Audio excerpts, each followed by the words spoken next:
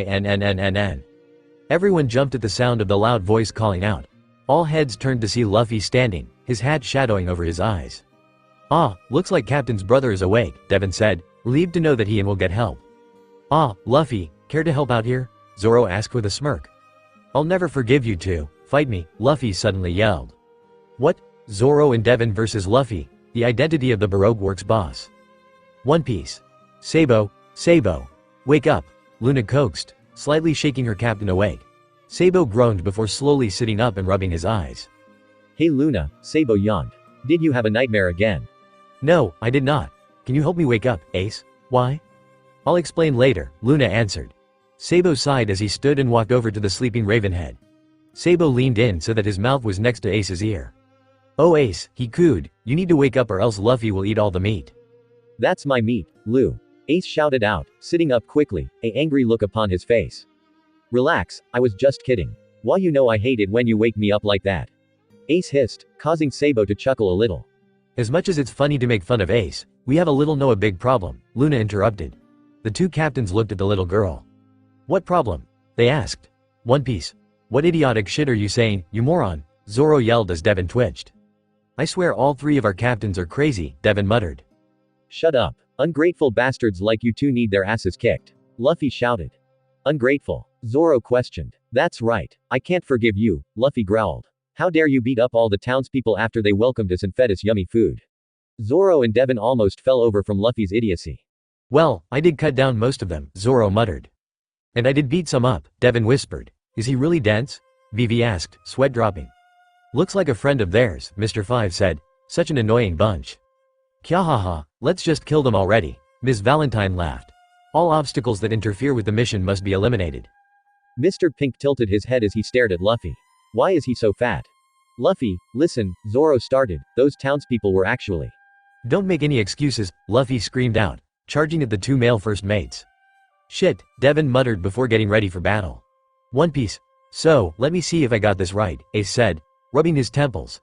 As it turns out, this whole island happens to harbor a bunch of bounty hunters that work for an organization called Baroque Works. You, Zoro, and Devin went up against these guys and defeated them.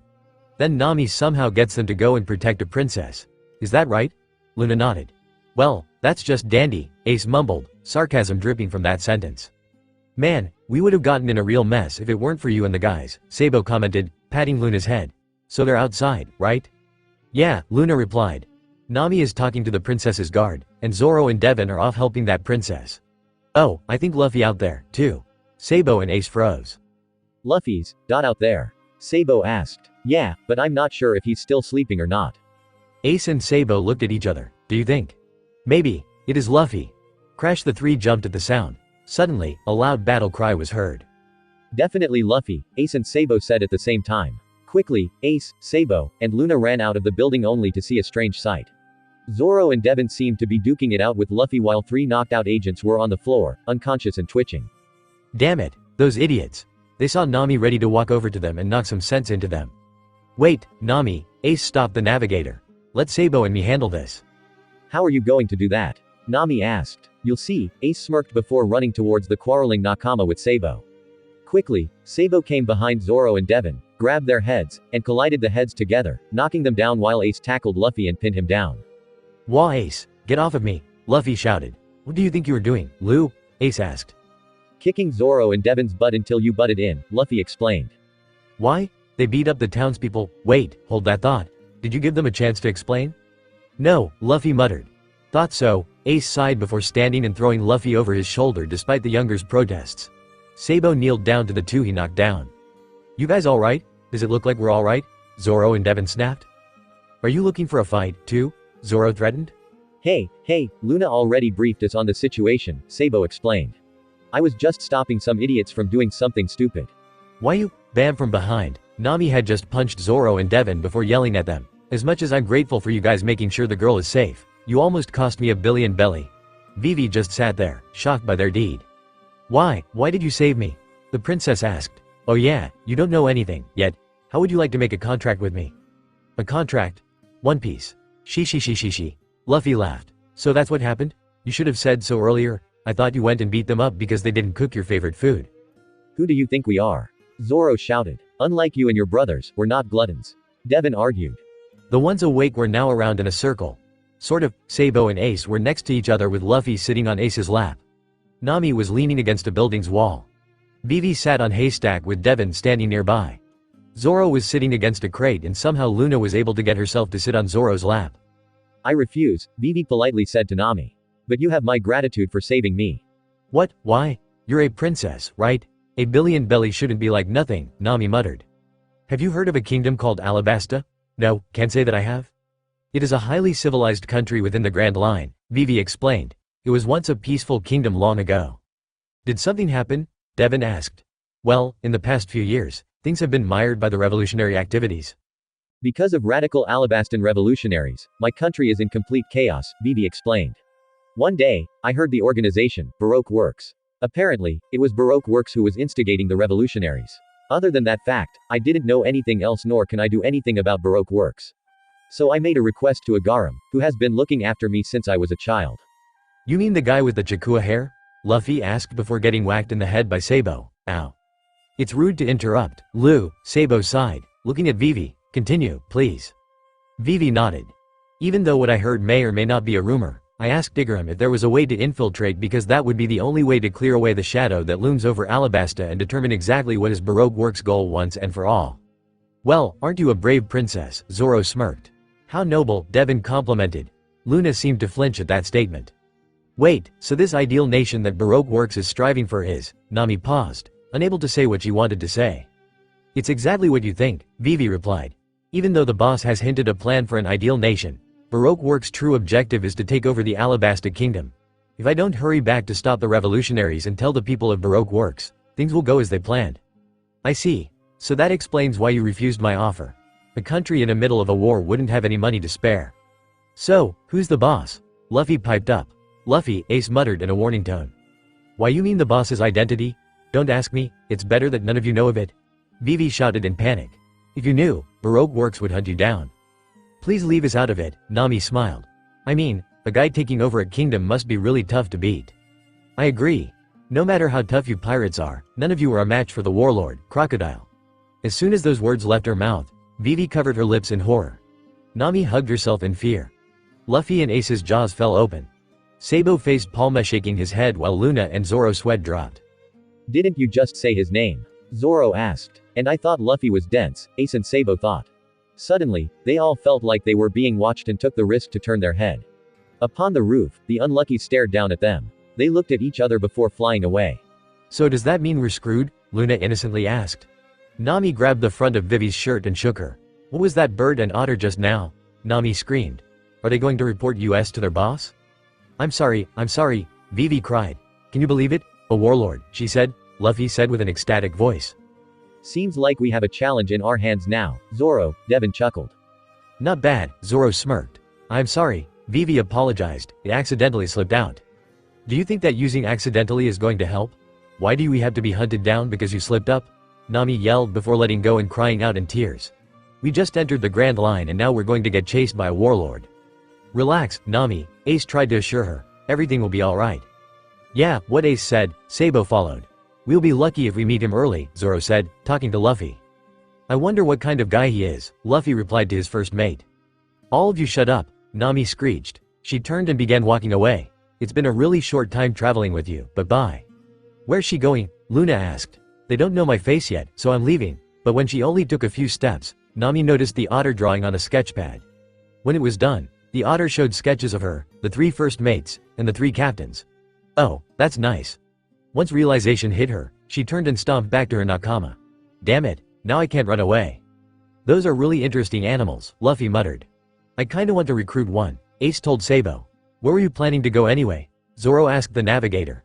Anyway, it looks like we're on Baroque Works' wanted list. This is so cool. Luffy cheered. I think it's almost time that you showed us how much you've improved, Lu. Ace laughed. We're reckless as ever, Sabo shook his head with a smile. I wonder what the other agents can do, Devon smirked. Is Nami okay? Luna asked, though her question drowned by her crewmate's excitement. Vivi at the moment was trying to comfort the distraught navigator.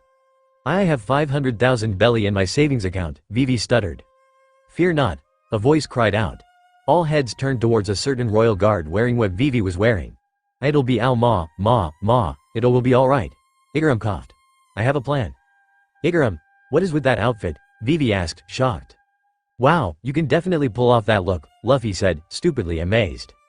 I'm surrounded by idiots, Nami moaned. She looked at Sabo and rethought what she said. Actually, Sabo is the most reasonable of them. Enough about me and listen. Igram said. Once the Baroque Works network receive the news of you, they will send pursuers after you. Even more so, since you defeated Mr. 5 and his partners. Just so you know, even though Crocodile doesn't have a bounty anymore since he is now a warlord, he had an 80 million bounty in his pirate days. By the way, have you decided whether to escort the princess back yet? What is he talking about? Luffy asked. He means he wants us to take her back home, Zoro answered. And I think also protecting her, Devon pointed out.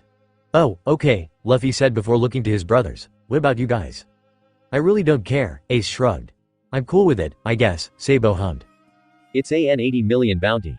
Nami snapped. Just refuse his request. Now, princess, Igram started, turning to the princess, please hand me the eternal pose. Eternal pose? What's that? Nami sniffed, you don't know? To put it simply, it is a log pose that eternally records a magnetic field, Igram began explaining. A regular log pose would record the magnetic field of an island to guide a ship from island to island. But for an eternal pose, the magnetic field is permanently recorded in it. No matter what, it points to that particular magnetic field. That is what an eternal pose is. He held up an eternal pose. This one happens to point towards Alabasta. He turned back towards Vivi. Now, Princess Vivi. I shall take this and set for Alabasta while dressing up as you and taking these dummies to represent the wanted pirates here. The Baroque Works agents will chase me while you travel the normal route to Alabasta. Though I haven't taken the normal route there myself, I believe there are 2 or 3 logs to go through. Take care, all of you, and we shall meet again in Alabasta. One Piece. They were now at a small dock where Igram placed the dummies into the boat there. The curly-haired man turned towards them. I now leave the princess in your care, he said. I bet you're gonna fool them. Luffy laughed. His brothers chuckled at his childness. Fool who? Zoro asked with disbelief. I never thought I'd see the day where someone was more naive than Arrow, Devin commented with Luna nodding in agreement. The journey will be dangerous, princess. Be careful, Igram advised, shaking Vivi's hand. You, too, Vivi replied. With the goodbyes over with, Igram had set sail and left. He left, Luffy pouted. Shame, Sabo sighed. He's a great guy. He's always been so dependable, Vivi said as she watched her caretaker sail away. So they all turned around so that they could go get the others and leave the island. But once they did, an explosion was heard. Turning back, they saw flames engulfing the area Igram was in. They stared, shocked by what happened to a good man that they only met today. It can't be, Nami gasped. They're here already? Devin shouted. The captains steeled their nerves and turned. He was a great man, Luffy huffed. Nami, Ace, Zoro shouted. How are the logs? It's set, Ace replied, beginning to run his way. So is mine, Nami followed. Then let's go, Vivi, we gotta go. Nami shouted to the blue-haired girl. If they find us, Igaram's sacrifice will be in vain. As she came closer, she noticed a small trail of blood going down her chin. She's strong, Nami thought as she hugged Vivi. Don't worry, I promise we'll get you back home safely. My crew was able to save all of East Blue. And with my captain's brother's crews, not even a warlord can defeat them. One Piece. Guys, we had to get the others, they're still asleep, Luna panicked at the realization.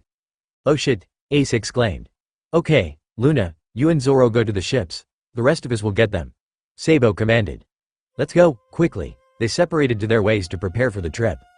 With Luffy, Ace, Sabo, and Devin, they went to the house where their Nakama was. Arrow, wake up. We gotta go, Ace yelled to the bicolor-haired man. Arrow snorted before slowly opening his eyes and yawning. What's up, Cap? No time to explain. Ace exclaimed before grabbing Arrow and began dragging him away. Sabo had already woken up Oscar, who stood and stretched. Sabo, what's going on? Oscar asked. I'll explain when we get to the ship, okay, Sabo said. Now let's go.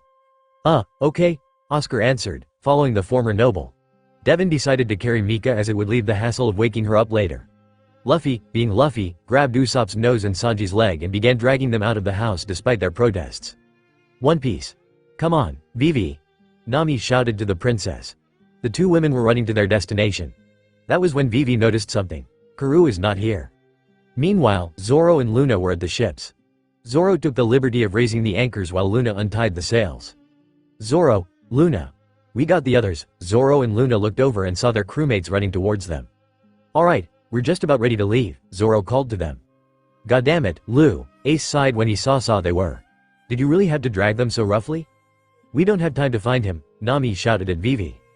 But I can't leave him, Vivi argued. What's wrong, guys? Luna asked the 2 bickering girls. She says she can't find her duck, Nami explained, and that it hasn't appeared when she whistled. Duck? You mean that one? Luna pointed, diverting their attention from the sonic dolphin to the going merry. Next to Zoro was the large duck known as Karoo. That's where you were, Nami and Vivi screeched, causing Mika to wake up in Devin's arms. Devin-kun? She said, why are you carrying me? Sorry, Devin quickly said, letting Mika stand on her own. We're about to leave. Why? No time to explain, we gotta go, Ace snapped as everyone filed onto the ships. We should be able to reach the ocean if we go down the river, Vivi informed. We need to leave as quickly as possible. All the sails have been unfolded, anchors have been raised. Set sail for the next island. We're off. Luffy looked down from the railing and called out to Vivi. So how many guys are after us? He questioned.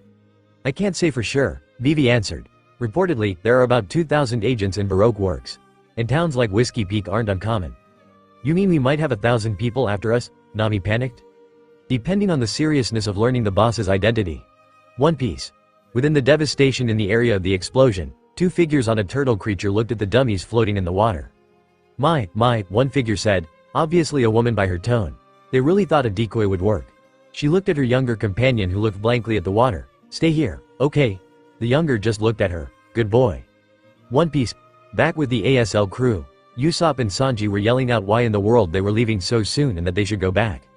Should we explain what's going on? Zoro asked. I think Nami already handled it, Arrow said, pointing at the now downed Sanji and Usopp. She's really brutal.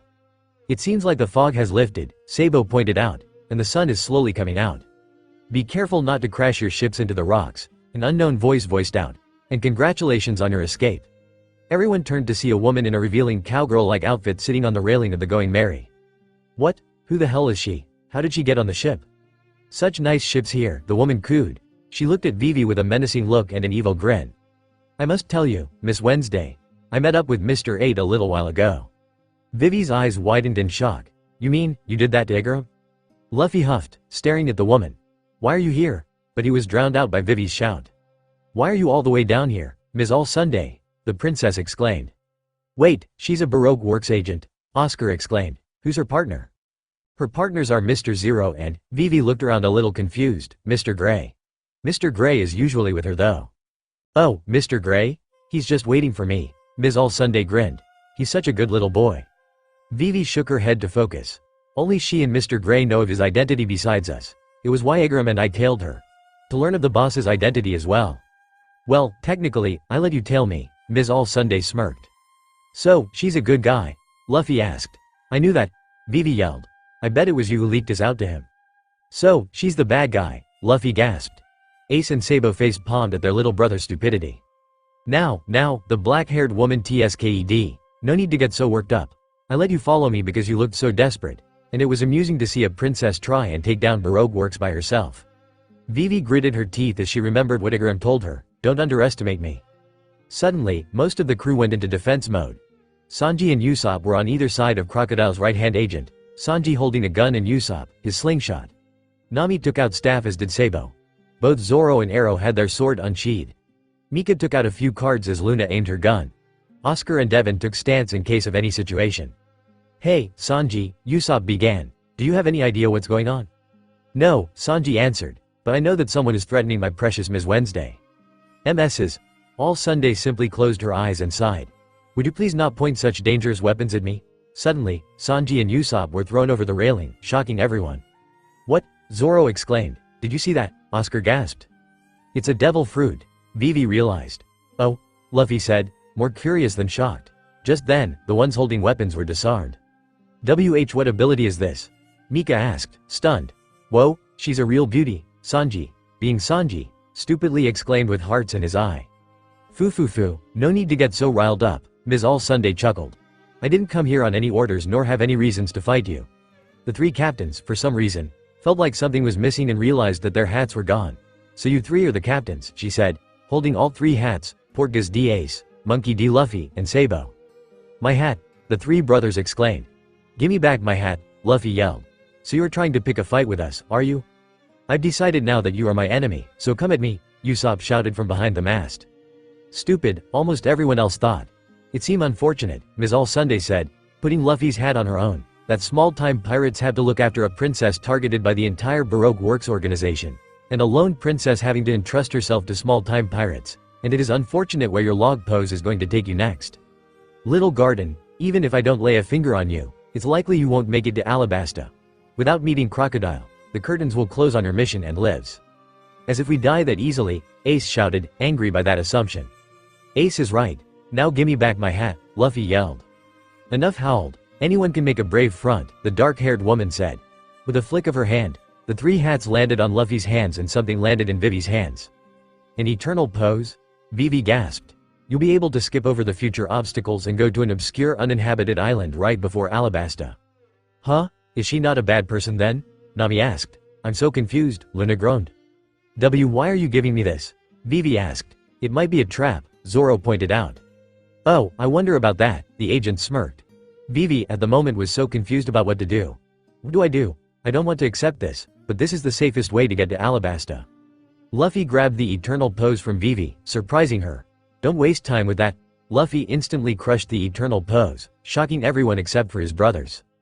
Are you an idiot? Nami screamed, kicking Luffy in the face. She came here and gave us the safest route to Alabasta. What are you going to do if she does turn out to be a good guy? Oi, Nami, wah. Nami bit her tongue when she saw the look on Sabo's face. "Keep quiet and listen," Sabo said before Luffy started shouting. "Don't you dare think," Luffy began with a determined face, "that you can choose the path of our journey." "Luffy's right," Ace agreed. "It's our decision to choose our fates, woman." "I see," Robin smiled. "How unfortunate, guys," Nami hissed.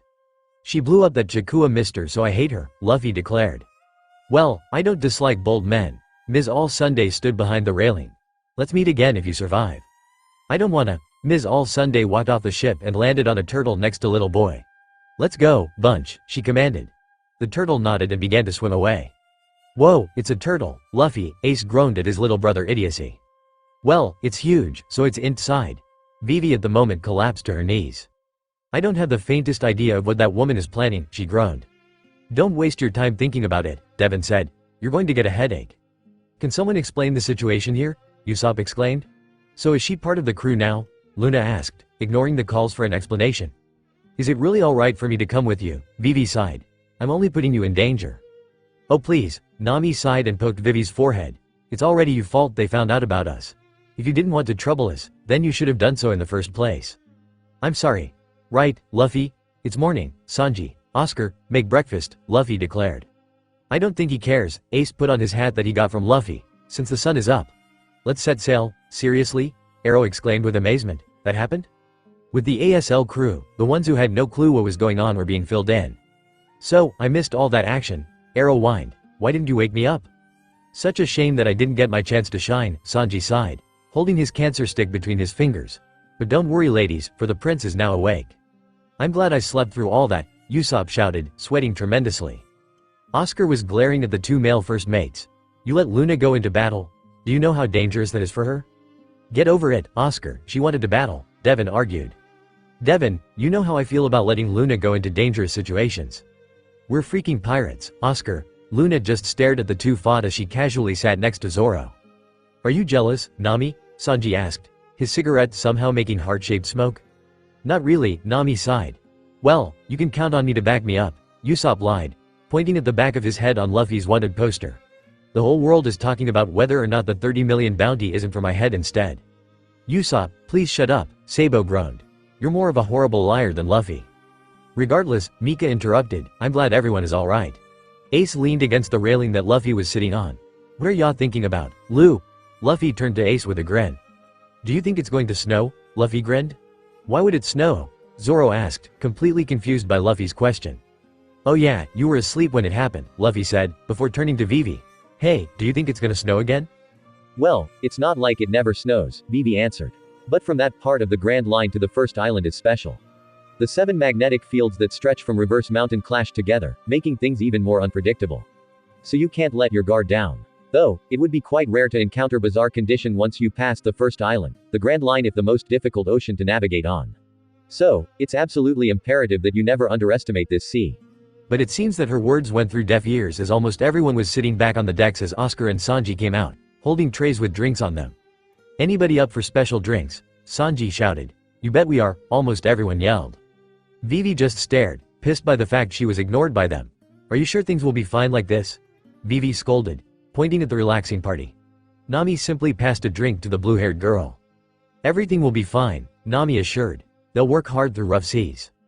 Ace suddenly jumped onto the railing. "She's right," said. "It's not like we want to die or anything.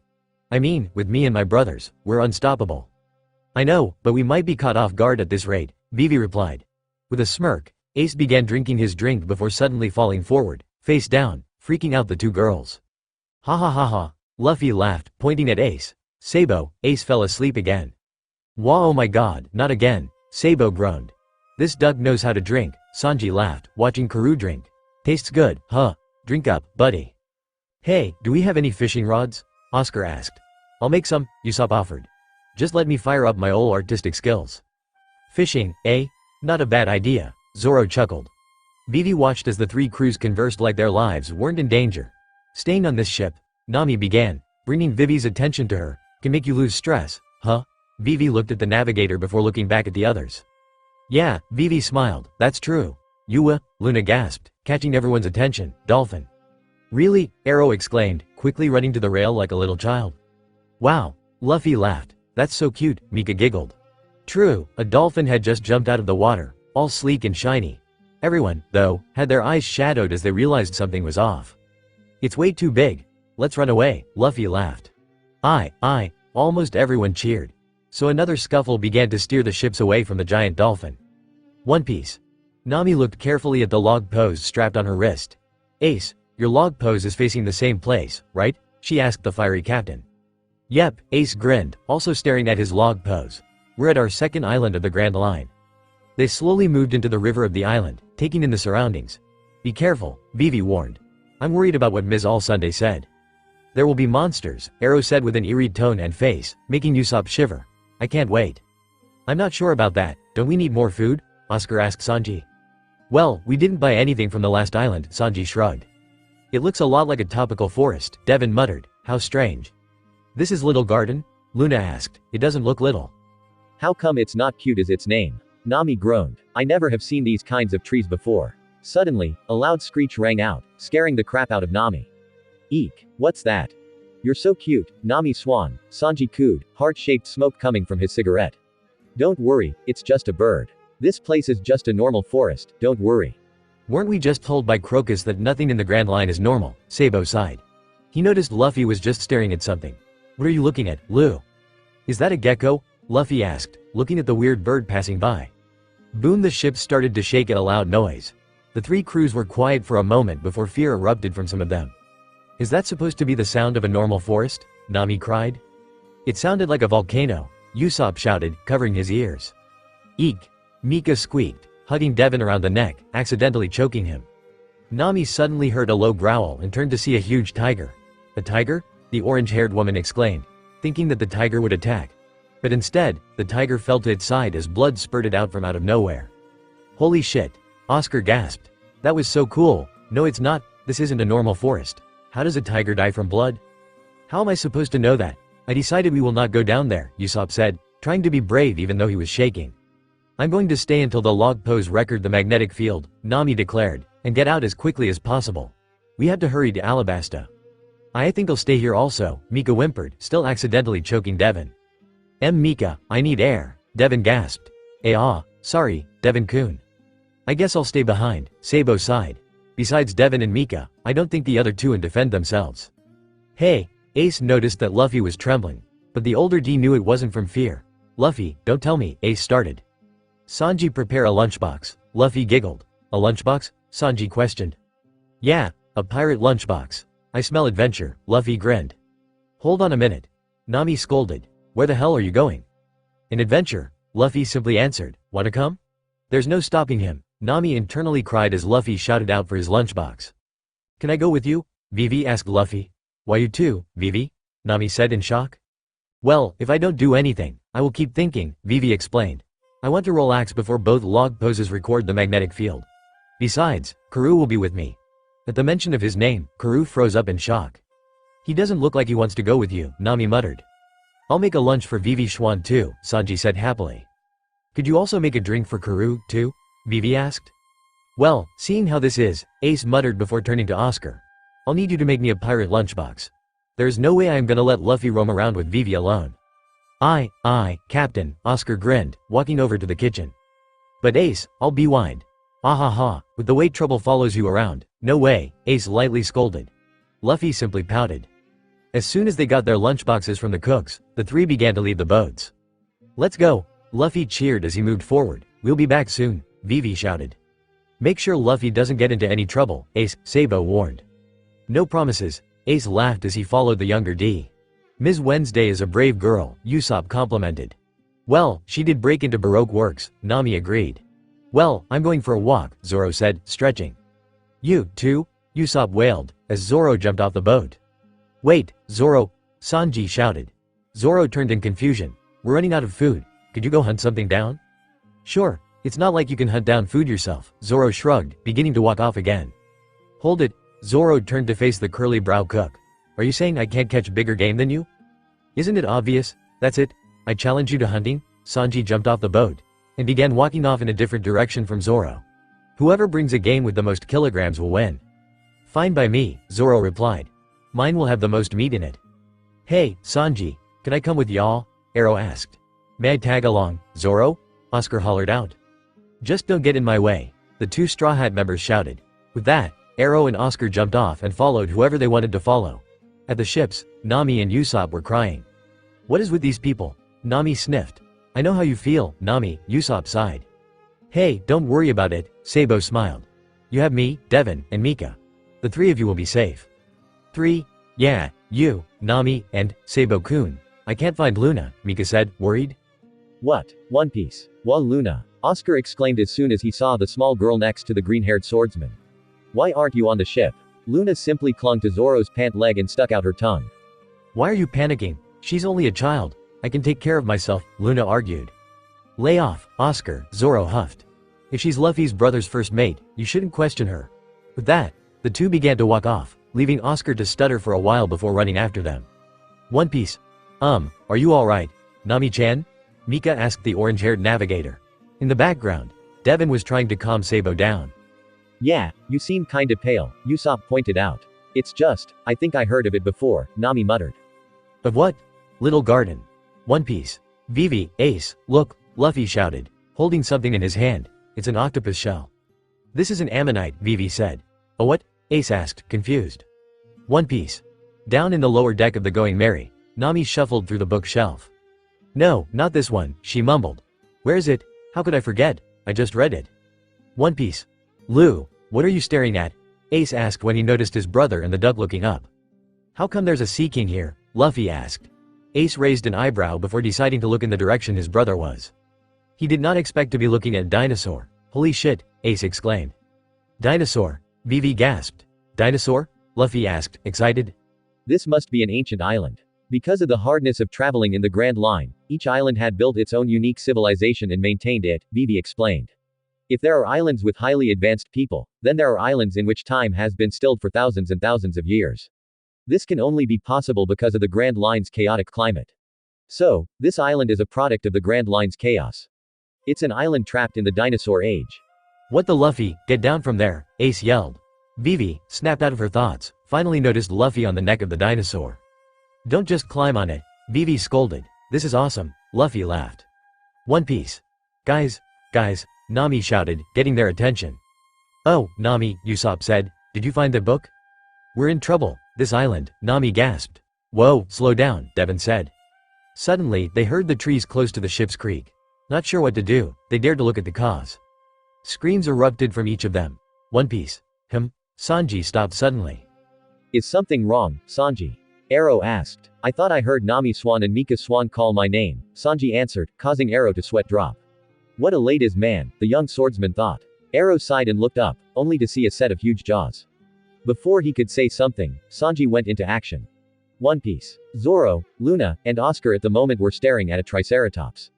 Well, really, Oscar was backing away, dragging a protesting Luna. What the hell is this? Can you even eat it? Zoro just asked. One Piece. The trees cracked at the weight of something huge. Sabo, Devin, and Mika were in the defensive while Nami and Usopp were crying in fear. Excuse me, a voice huffed out. I was wondering if you have any rum. Above them was a face of fat giant. We have a little, Nami squeaked. Oh, so you do have some? The giant said, leaning down to their eye level. Nuahhhhh. The giant suddenly screamed, startling them greatly. They looked behind the giant and saw a dinosaur biting at the giant's behind. Is that a dinosaur? Sabo gasped in shock. The giant quickly grabbed the axe by his side and cut off the dinosaur's head. Usopp and Nami screamed in fear as the giant held the dead dinosaur's head. I am Elbaf's strongest warrior, Brogy, the giant yelled in victory. Gabababa. Brogy turned to them. Good, I got meat, he cheerfully said. Let me welcome you as my guests. Sabo, Mika, and Devin stared at the giant while Usopp and Nami tried to play dead. One Piece. Meanwhile, Luffy stood on the head of a long-necked dinosaur, laughing. This is a great view, Luffy said. I would like to eat lunch up here. Oh, there are volcanoes, and weird rocks full of holes. Get down from there, Lou, Ace scolded. Ma, Ace, I'm fine, Luffy pouted. That dinosaur may be docile, but it's still dangerous, Vivi shouted, obviously on Ace's side of the argument. Relax. The thing is only eating plants. Besides, I don't think it even notices me. Let's go check out the weird holes up ahead. But Luffy spoke too soon, as the dinosaur opened its jaw, flipping Luffy over and having him fall into its mouth. The dinosaur closed its mouth and swallowed. Now you've been eaten, Vivi exclaimed in horror. Luffy, Ace screamed. He began to run forward in hopes to get his kid brother out of dinosaur, but before he took another step, a looming figure came and chopped off the dinosaur's head. Ace, Vivi, and Karoo stared in shock as Luffy fell out of the top half of the throat and landed on a large hand. He looked up to meet the gaze of a tall, well-muscled giant. Gegyagyagya, the giant laughed. Aren't you a lively one? I haven't had guest in a long time. Whoa, you're Hoogie, Luffy exclaimed. Are you human?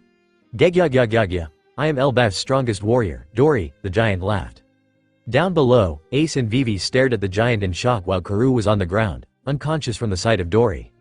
It's a giant, Vivi gasped. Giants? They exist? Ace shouted.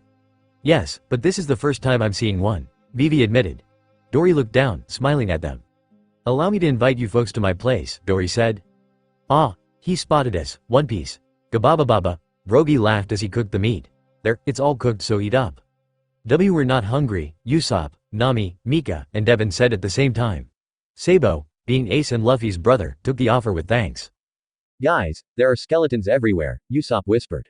No shit, Sherlock, Devin snapped, staring at the unsettling skeletons everywhere. Please feel comfortable. Dinosaur meat is very good. Your friend here thinks so, Brogy said, pointing at the hungry captain. We don't want again as thoughts of getting eaten came across their minds. Oh, Mr. Brogy, may I ask you something? Nami asked the fat giant. How long does it take for the log post to set here? 1 full year, answered Brogy, causing them shock and despair. So take it easy while you're here, Gababababa. One Piece. Gegyagyagya. This meat is really good, Luffy said, his mouth full of meat. Your lunchbox is good, too, even though it's small, Dory laughed heartily.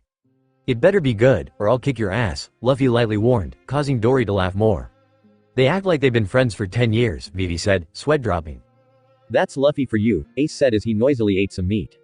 So why are you alone? Luffy asked. Don't you have a village? I do have a village, Dory answered honestly. It is called Elbaf, and it is located somewhere on the Grand Line. But, we have a rule in our village. For example, if a fight occurs, and no one says sorry, we shall listen to the Elbaf god. Because, our god is always right, and will give life to the righteous person. I'm still waiting for the result. This island is where I am fighting another man. The right person will become the winner in live. But it's been 100 years, and we still don't know the result, Dory yelled before giving a good laugh. You fought for 100 years? Luffy exclaimed. And you still don't know the result? Ace followed. Don't worry. Our lifespan is 3 times greater than a human's, Dory chuckled. Still, fighting that long, you must have forgotten the cause of this, Vivi argued. What will you get from this fight? That's just another name for murder. Boom. Ah. Volcano eruption, Luffy pointed out. Looks like it's time, Dory grumbled. He stood, looking down at the 3 of them. Ace and Luffy stared in awe. We were not sure when we decided it, but when that middle volcano erupts, it is the signal to battle. What? The 2 of you can't possibly hate each other so much to try and keep killing each other for over 100 years. Just what exactly was the cause of your? Luffy quickly covered Vivi's mouth. Stop, it's not about that anymore, Luffy told her. Luffy's right, Vivi, Ace followed. When things become like this, it's all about pride now. They watched as Dory stood, holding out his sword as the large figure of Brogy appeared. Both held the face of excitement of another fight. They charged at each other, their weapons clashing against shields. The reason for this, Dory shouted to them, we've forgotten it ages ago. Due to the incredibility of the fight, Luffy and Ace fell back onto the ground. What's wrong? Vivi asked, worried. We're beat, Luffy answered for the both of them. They're just so huge. These giants, they're too great for us, Ace chuckled a bit, laying back as the fight went on. I've noticed something, Vivi murmured, getting Nami's attention. Noticed what, Vivi? Nami asked. The little girl, Luna, was it? She seems to have attached herself to Bushido-san, Vivi explained. The 2 women turned their heads to the Going Merry's mast. Zoro was in a sitting position leaning against the mast as he was sleeping. On his lap, Luna was content, reading a book she found below deck. You're right, Nami blinked in surprise. Why would a little girl like Luna get attached to Zoro? It's the color of his hair. They looked at Sabo, who walked up the stairs. Excuse me? Nami chuckled. His hair? Sabi shrugged. Believe it or not, I'm pretty sure Luna's favorite color is green, Sabo began explaining. Hell, it explains why she sometimes wears Oscar's green shirt. I'm telling you, she has a thing for green. Really? She likes green? Are you sure? Green is the color of vomit, Nami commented. Nami-san, Vivi groaned. Unknown to them, Luna had heard their conversation and looked down at her book with a sad expression. One Piece. At night time, Luna sat against the Sonic Dolphin's mast, looking up at the sky. Usually a child like her would be asleep in the middle of the night, but because of the conversation she heard had made her think, she volunteered for the night watch. She fidgeted around her blanket before settling again. She looked up at the starry sky and sighed. "Hound," she whispered. "Oi, Luna," a voice called out, making her jump. She looked over and saw Zoro looking at her. "It's my turn for ship watch. You go to bed." Oh, right," Luna stuttered. She stood up and began to walk her way back to the bunks. Wait. Luna stopped and looked over at the green-haired swordsman. On second thought, come here. I wanna talk to you. Luna just blinked at what Zoro just said. Are you going to stand there all night? Luna shook her head and hurried over to sit to Zoro. Once she took her seat next to Zoro, the air around them was silent. After a few moments, Luna looked over at Zoro and saw his eyes were closed. She was certain he was asleep and was about to get up and leave. "You're troubled with something," she suddenly heard him say. She silently gulped the lump in her throat. "What makes you say that?" Luna asked. "You haven't been yourself this morning," he answered. "Is something wrong?" Luna bit her lip. "I heard a conversation about why I was attached to you. I really don't mind you since you're not in the way, but why are you attached to me anyways?" One reason is that green is my favorite color, and the other." Luna's voice faded as she went. "And?" Zoro inquired with a raised eyebrow. "Promise not to be weirded out by what I'm about to say," Luna squeaked. Zoro just gave a face of indifference. Luna took a deep breath. "You remind me of my older brother." Zoro blinked. "Excuse me? I am not trying to replace as my brother or anything, it's just," Luna clutched her blanket. "Ever since I was born, almost everyone in my family hated me. My parents would love me as parents should, but they weren't around most of the time. My brother took care of me most of the time." Luna looked down at her hands. "How'd I remind you of your brother?" Zoro asked. Luna looked over at Zoro. "Well, for starters, the both of you have green hair." Zoro blinked in surprise. "My family is full of rainbow colors, okay. Anyway, the both of you have earrings on one ear. But my brother has 2 instead of 3 and the ornaments on them are a wolf and moon. And I have the sense of safety with both you."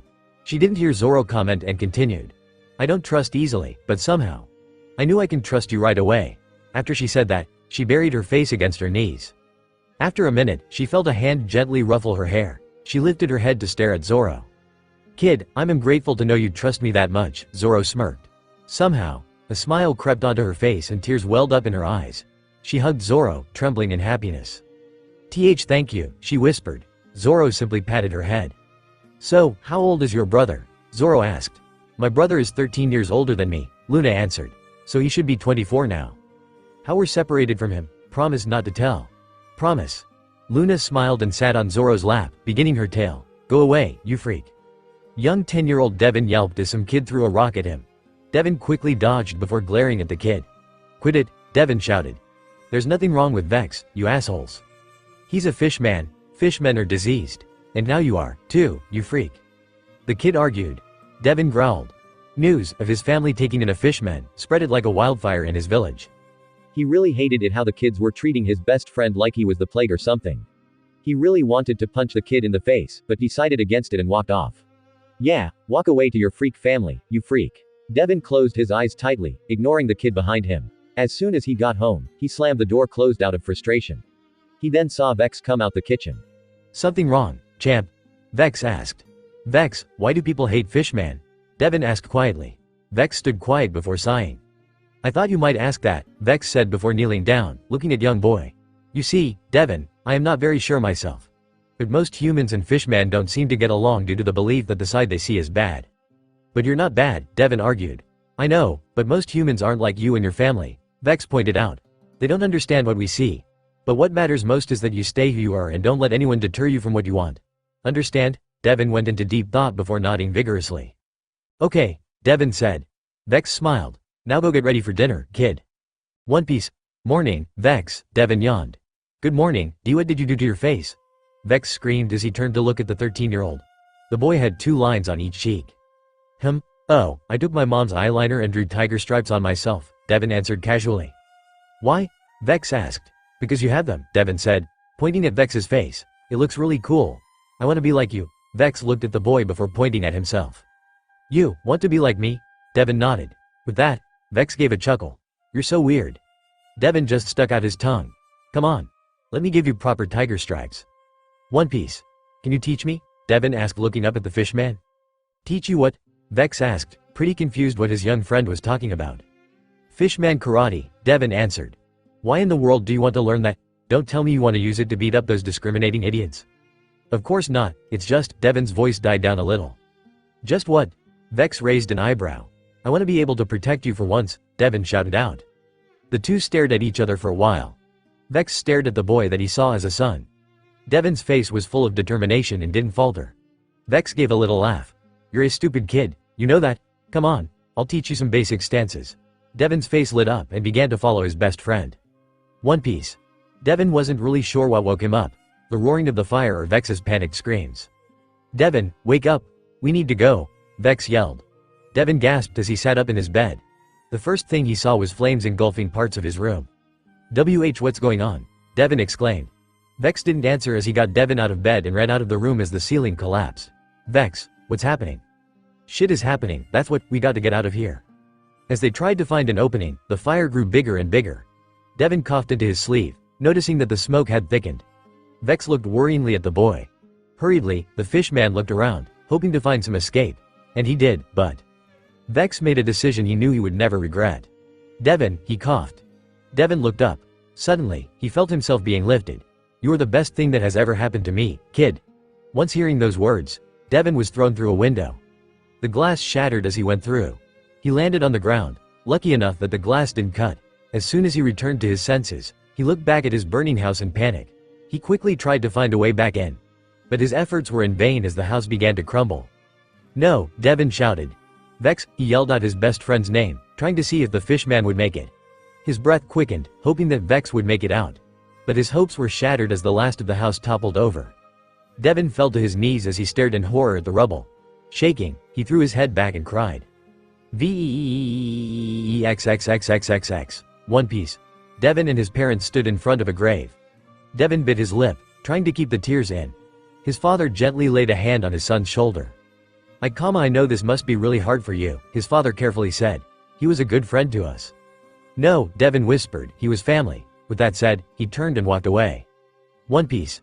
At the dark of night, an 18-year-old fisher Devin quietly laid a letter on a table. Once morning comes his parents would see it. Swiftly, he exited the house and ran towards the docks where he prepared a boat for himself. Once he reached the docks, he looked around to make sure no one was around to witness his leaving. Satisfied with the silence, he went to a fishing boat that had a barrel and a few materials. He untied the rope from the dock and pushed away from it. He smiled, knowing that he succeeded in his getaway. Sorry, Mom and Dad, he said to no one in particular, but I have to leave. He huffed and looked up to the sky. I'm going out to make a difference, Vex. Please watch over me, Holiday Island. Mr. 3. A childish voice called out. What is it? Hold on a moment, the man across from her said. He lifted up a teacup and took a sip. When it comes to black tea, nothing beats Earl Grey. I'm bored, the little girl said. Then go play with Ms. Orange, the man said. I can't. She ogling, Tiger Shark, Devin's wanted poster again, the little girl said. Again, the man groaned. Then why don't you enjoy this blissful time away from our duties? After all, this leisurely time is one of the privileges we have as agents. Also, could you not say my code name so casually in public, Ms. Goldenweek?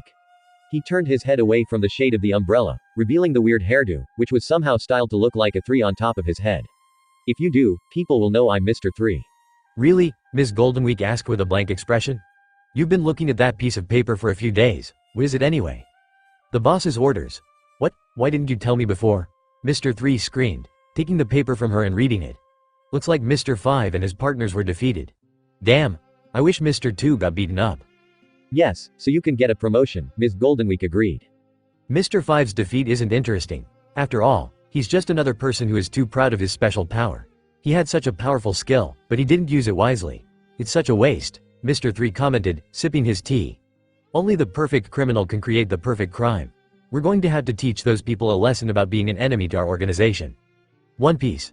Back in Little Garden, the fight between Dory and Brogy went on as they swung their weapons. We both miss home, don't we, Dory, Brogy panted. That's why I intend to take care of you, and head back as soon as possible, Dory laughed. As their battle raged on, Usopp was marveling at it. This is the most outrageous fight, Usopp exclaimed. They're trying to aim for each other's death spot. They've been doing this for 100 years? Nami questioned. Sabo chuckled. Somehow this reminds me of all the fights my brothers and I had when we were younger, Sabo laughed. Ace always won. Anyway, this is a good chance to get out of here. Let's go. This is so great, Usopp exclaimed. Usopp, Nami hissed. Fighting without a cause. Amazing, isn't it? Devin chuckled. It looks like a pretty stupid fight to me, Nami sighed. Mika wrapped an arm around Nami's shoulders. Nami-chan, Mika began, when it comes to men and fighting, they see this as a real man's fight. Huh, let's just say this, Sabo butted in. These giants both have a flag of pride in their hearts. To them, these flags are much more important than their lives. So they have been fighting for 100 years just to protect their flags. Sabo gestured to the fight. This is a matter of pride and honor. Nami simply frowned and began to walk off. I don't care about that. We better get out of here. I want to stay here a little longer, Usopp declared, staring up at the fight. This is exactly what I want to be.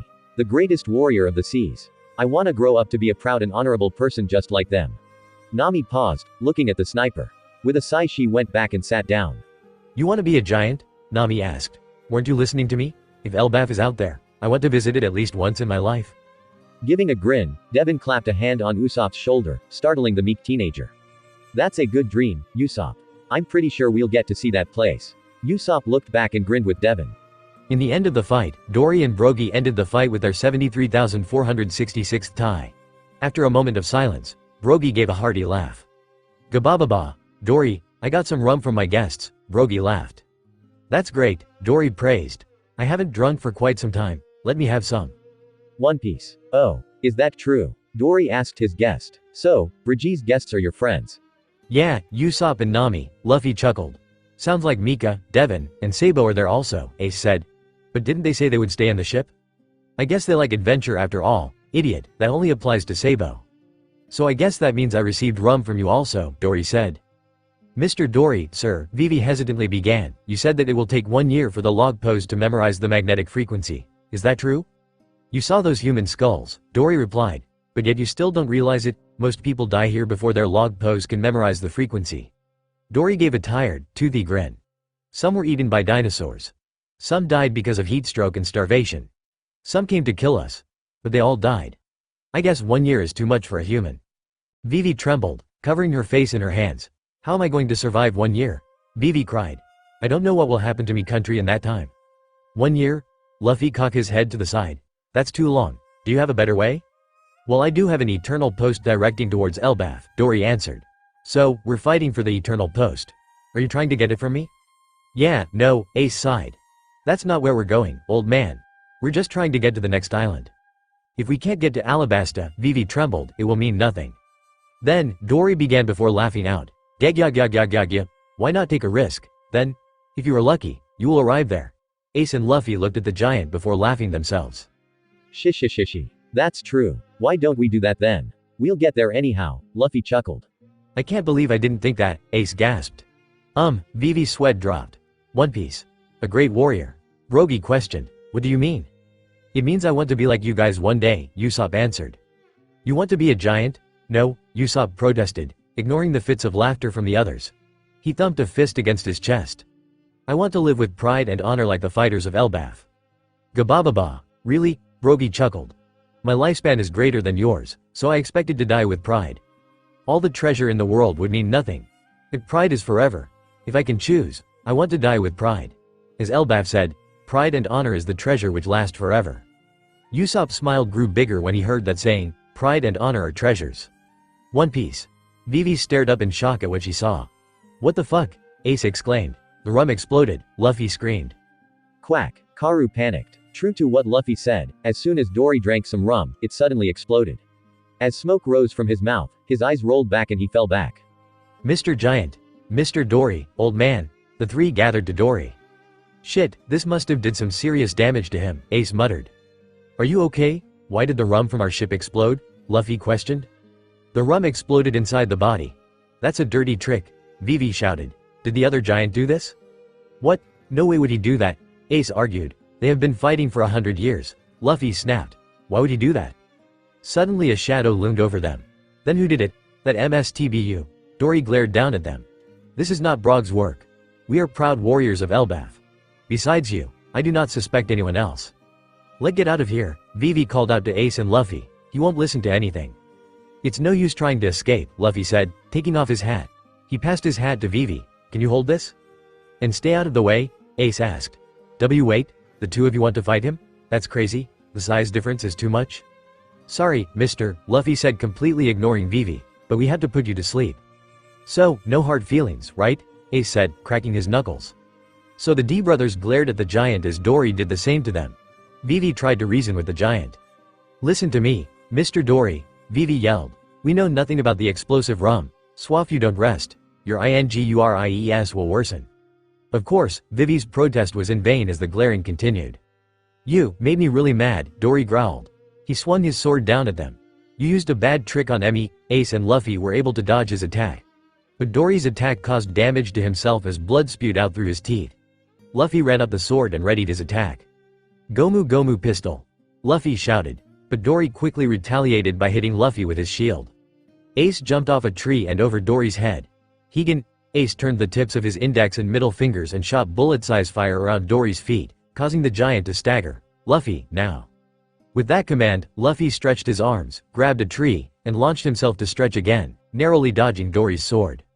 Gomu Gomu, Luffy paused, staring at a panting Dory. I'm sorry. Luffy launched himself into Dory's belly.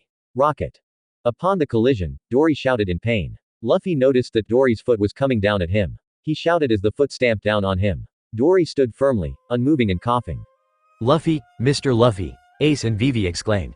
So, Dory coughed. You too have the power of the devil's fruit? He fell to his knees. I have underestimated you. He fell forward in defeat. Luffy, of course, was completely fine, lying in a Luffy-shaped hole. He quickly sat up, gasping. Lu! Ace shouted as he and Vivi ran towards him. The elder D took his younger brother by the shoulders and checked him over. You're okay, right? How's that man? Luffy asked, pointing at the unconscious Dory and ignoring Ace's concerned question. I believe he's okay, Vivi replied in an uncertain voice. However, if we didn't do that to him, he wouldn't have stopped. I'm not happy about this, Luffy huffed. Huh? Think about it, Ace began. As the Dory said before, the other giant wouldn't do such a dirty trick. And our friends would never do such a thing. That only leaves one other option. Someone else is on this island, Luffy muttered with a dark look. One Piece. Somewhere deep in the forest, a dinosaur bit onto some waxy-looking house, which resulted in breaking his teeth. Get out of my way, you oversized lizard. You know, I now have a reason to hate this island. Leave this to me. Suddenly, the dinosaur's head was smashed into the ground, 10,000 kilograms weight. With that done, Mr. 5, Ms. Valentine, and Mr. Pink went inside the house to be greeted by a particular agent. Hey, you guys are back so soon? Mr. 3 asked. Behind him, Ms. Goldenweek looked like she was sleeping in an orange-haired woman wearing an orange sundress and boots, hugging a paper to her chest, lovingly. You really do know how to make a house in the middle of the forest, Mr. 5 complimented. But this job is still ours, so you better not get in the way. Because we won't lose again, Ms. Valentine giggled. Ms. Orange, Mr. Pink sang with hearts in his eyes. You look lovely today. The woman in orange rolled her eyes. Of course I am, Mr. Pink, Ms. Orange scoffed. But I still won't marry you. Mr. Pink instantly deflated. My heart is already with another man. What? Won't lose, huh? I don't think so. You're just too weak. Mr. 3 taunted, ignoring the conversation of the two color agents. What did you say? Mr. 5 growled. We just underestimated them. That's all. We don't know those pirates are protecting the princess, Ms. Valentine argued. You didn't know? Mr. 3 scoffed, drinking his tea. What a stupid excuse. You do remember that we're professionals, right? If we lose and our enemies live, our organization is revealed. So, when we have an order, we must complete it. But, since you guys are here, we'll give you 30% of our work to you. Mr. 3 gave that dark look. Refuse this job, and I'll make sure the three of you disappear from this world. The three agents before him gritted their teeth at Mr. 3's threat. Now, how about some tea? This is a very special occasion because we got a big job on this island to care of also. A job? Mr. Pink raised an eyebrow. I thought you heard. Mr. 3 placed down a wanted poster, showing younger versions of Dory and Brogy. Thanks for giving me a chance to come to this island. Look at this wanted list. It surprised me at first. This was from 100 years ago when giant pirates were creating turmoil around the world. The two leaders of these groups live on this island. Green Giant Dory, and Red Giant Brogy, but that's history. These two still live on this island and the Marines still want them. If we get them both, it's worth 200 million belly. Each 100 million belly. 200 million belly, Mr. 5 exclaimed. So, do you realize how big this job is? Mr. 3 asked. If we accomplish this, Ms. Orange purred, then we all get promotions, NYA. So that was why you had Mr. 5 put a bomb in their rum, Mr. Pink pondered. Yep, if we don't use trickery, then we can't defeat them, Mr. 3 sipped his tea. If you listen to my commands, everything should be fine. If you can adapt to your strategy, you can defeat anything. One Piece. Out in the distance, a certain volcano erupted. Ah! Luffy gasped. That volcano, Vivi gaped. Shit, this isn't the time for that, Ace gritted out. One Piece. The fight is going to begin soon, Brogy said. This is a good day. But what about your injury, Brogy-san? Mika asked. Don't worry. We both got hurt in our last battle. Brogy then let out a hearty laugh. Both of us risk our lives on this fight. We don't use excuses to postpone them. One Piece. Dory slammed a hand on the ground, making his company jump in shock. Damn it, you old man, Ace growled. You can't do this right now. Don't go, Luffy panicked. You're too injured, you need to rest or else he'll die, Vivi cried out. I am a warrior, Dory coughed. At least, let me fight in honor of Elbaf. One Piece. Go and get him, Teacher Brogy, Usopp cheered. I will crush him this time, Brogy laughed in response. Be careful, Sabo shouted. You're such a worrywart, Devon sighed. Do we have to watch this stupid fight? Nami sighed. Don't say it's stupid, Usopp argued. I think it's about time we get back to the ship, Mika suggested. Nami looked at her log pose with a strained look. It takes a year for it to set on this island. We better find the others and find a way out. Wait, Usopp shouted. I can't fight a dinosaur, so there's no way we can get out of this forest. Sabo clapped a hand on Usopp's shoulder, squeezing it slightly. Did you forget about the rest of us? Sabo asked with a slight deadly tone, making Usopp flinch. I thought you said you wanted to be a great sea warrior or something, Nami pointed out. I meant my heart has become the great warrior, Usopp proudly said. I wish to be a warrior that is proud of himself. I believe it would be better we go to Luffy, Ace, and Vivi at the other giant's place, Sabo suggested as Usopp continued. One day, even if I lost everything or have to face death alone, Usopp exclaimed, I will die with pride and my last words will be, I am Usopp, the great warrior of the seven seas. Of course, Usopp hadn't noticed that Devon was dragging him. That's what I hope. Alright, I understand, Nami said blankly. Please become a great warrior soon. One Piece. A rumble was heard as a giant dinosaur skull was moved. Mr. Luffy. Lu. Hey, what are you doing? Luffy screamed at Dory. Get this thing off of me. Are you nuts, old man? Ace yelled. You're gonna get killed? Dory pointed out his sword. I can't stop, he said. It may have been 100 years when we started all of this fighting. Once it has begun, we can't escape from it. Otherwise, escaping it will mean we are escaping the true meaning of being a true warrior. He looked sadly at them. If I lose this feeling, then I won't be myself anymore. He turned to leave. I'm sorry to have suspected you. This is a Judge Elbaf.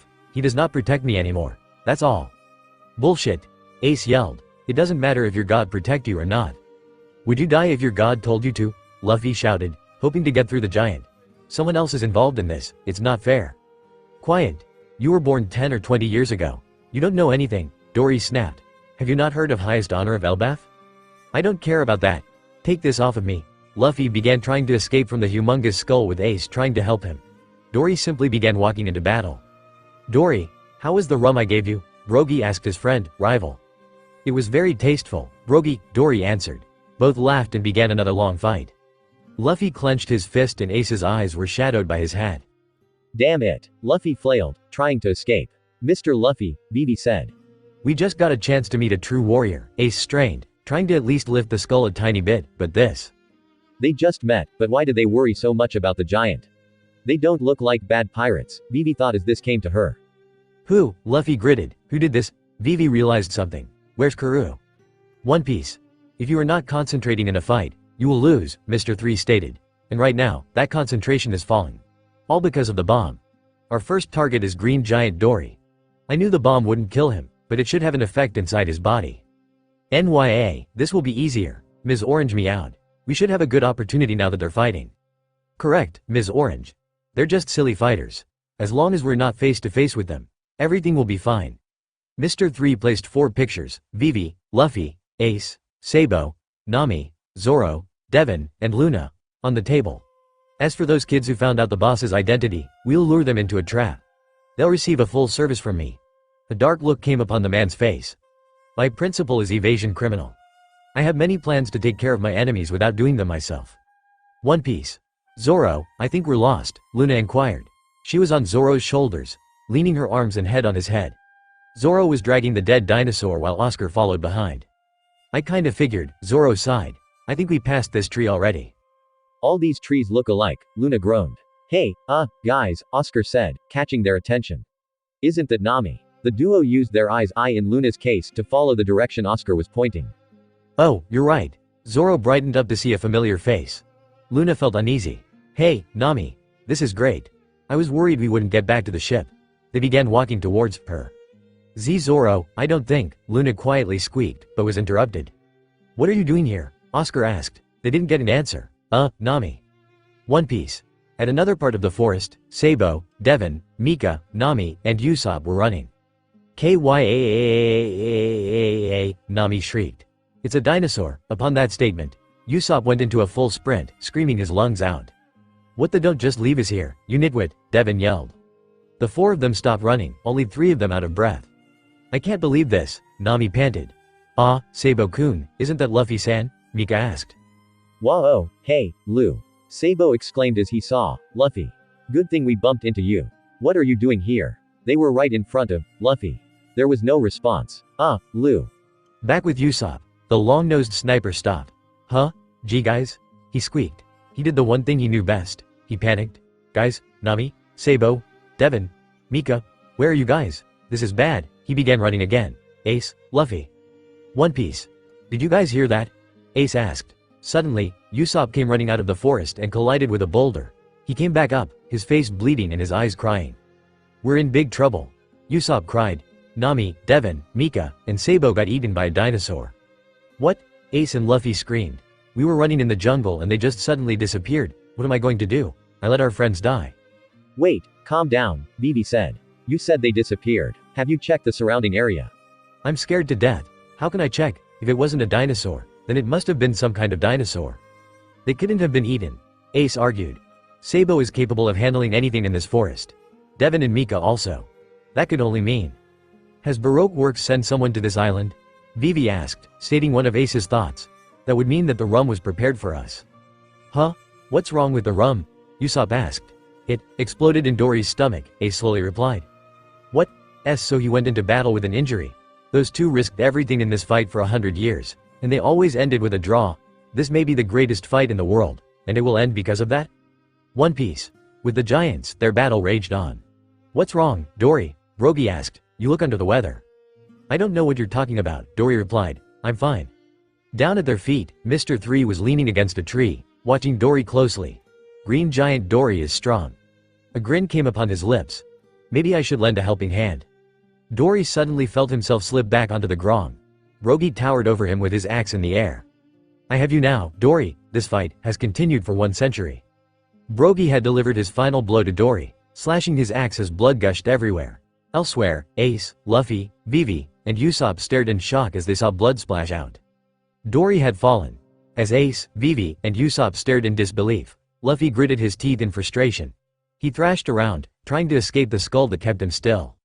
Luffy. The others shouted. WHO did this. Luffy yelled from the top of his lungs. Show yourself. One Piece. Ms. Orange's cat ears twitched. NYA, I think I heard something, she said. Fooahahaha. Mr. 3 laughed. Odd, I wonder if there's some loser crying in this jungle. One Piece, 73,000, Brogy panted, tears pouring out of his eyes, 467 fights, 1 win. As the feeling of victory settled in, Brogy heard peals of laughter from behind him. You must be really happy to beat that guy, Mr. 3 smirked. Well, I should congratulate you. You believe these are tears of joy? Brogy snapped. What do you know? Who are you? I'm Mr. 3. Sorry, but I have to give you my codename. I am a sculptor. He gestured to his partners in crime. This is Ms. Goldenweek, a realist painter. And Ms. Orange, she's a wild kitty. But, I should tell you, I have already entrapped you.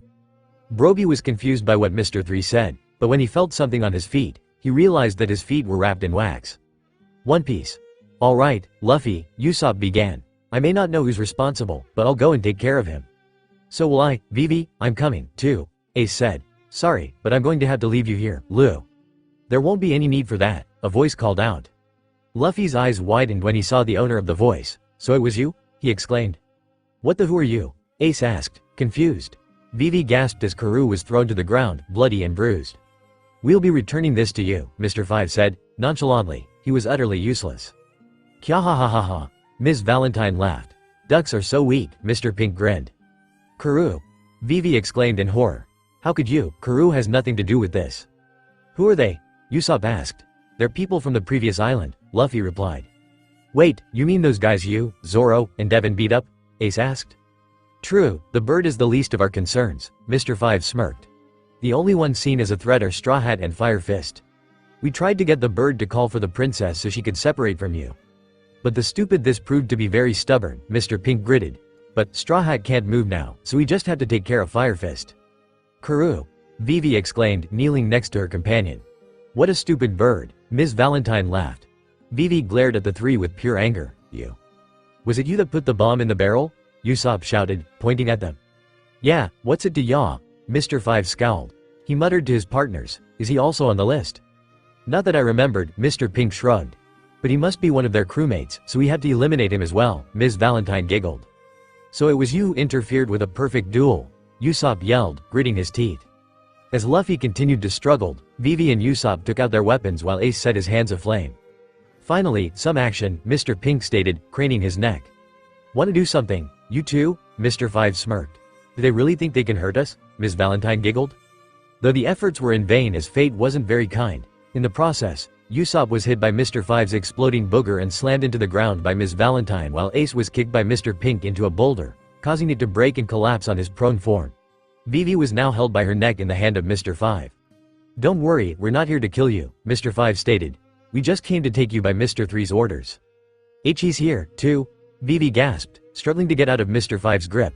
The man with the powers of the wax fruit? That's right. The Candle Man, and he has a special candle made just for you, Mr. Pink grinned. One Piece. What are you doing? Ms. Goldenweek asked, watching Mr. Three pour wax out of his hands. What does it look like? Mr. Three replied. I'm working on my latest masterpiece. No, Ms. Orange. Don't play with the wax. One Piece. Ouch, Vivi winced as Ms. Valentine's grip tightened. Geez, just stay still, girl, Mr. Pink sneered. You know what Baroque Works is capable of. Vivi looked over to her fallen comrades before laying her eyes on Luffy, who was recently being assaulted by Mr. Five. Seriously, is he really worth 30 million? Mr. Pink asked, cocking his head to the side. He's pretty useless. It feels good to have payback from Whiskey Peak, Mr. Five muttered. You know, if you were a real pirate, you wouldn't risk your life for someone else's. By now, your friends have been captured. Them? Captured? Luffy mumbled. Your ass would be beaten? You still have energy to babble? You're pretty sturdy if you can handle my explosive feet. You suck. Luffy stuck out his tongue and spat on Mr. Five's shoe. Mr. Five scowled at Luffy before kicking the rubber boy with his foot, causing an explosion on impact. Mr. Luffy! Vivi shouted.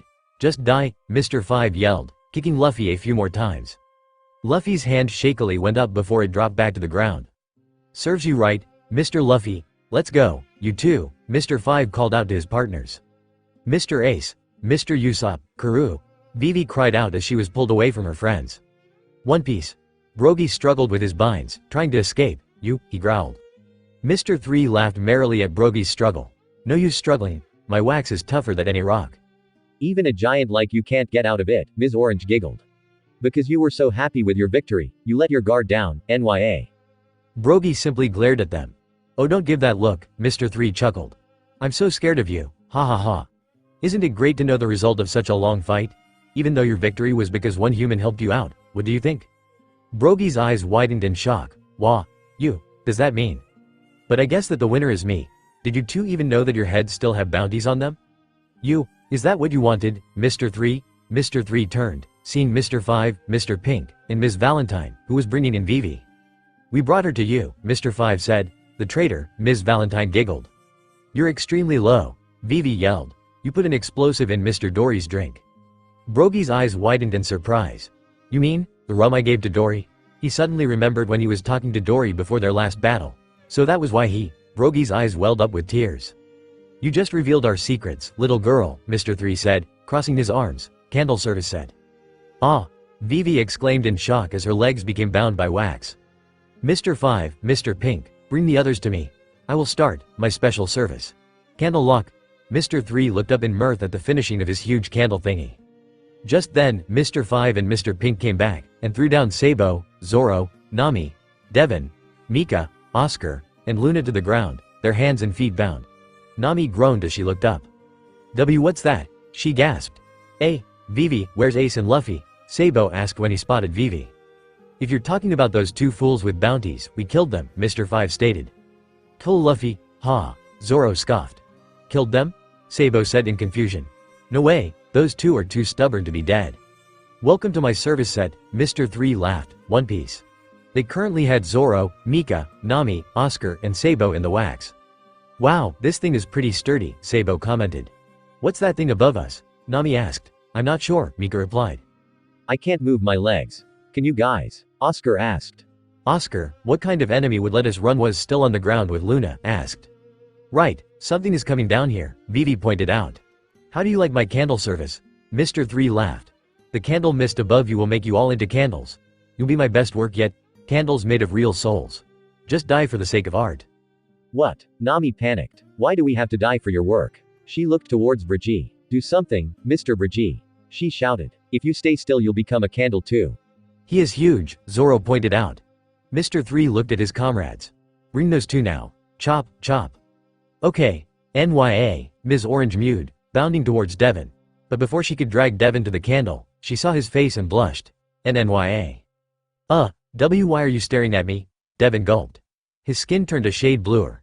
And why do you have cat's ears and tail? Why you're Tiger Shark Devon, NYA. I can't believe I'm meeting you in person. Ms. Orange squealed. Devon froze as she hugged and squeezed him. Mr. 3, can I keep him, please, NYA? Mr. 3 pinched the bridge of his nose and sighed. Fine, he grumbled. I'll never hear the end of it from you if I killed him. Yay, NYA. Please, let go, Devon stuttered. Unbeknownst to Ms. Orange, Mika was letting out a dark aura, her eye twitching in annoyance as she stared at what Ms. Orange was doing. Calm down, Mika, Sabo said, trying to make sure Mika doesn't do anything rash.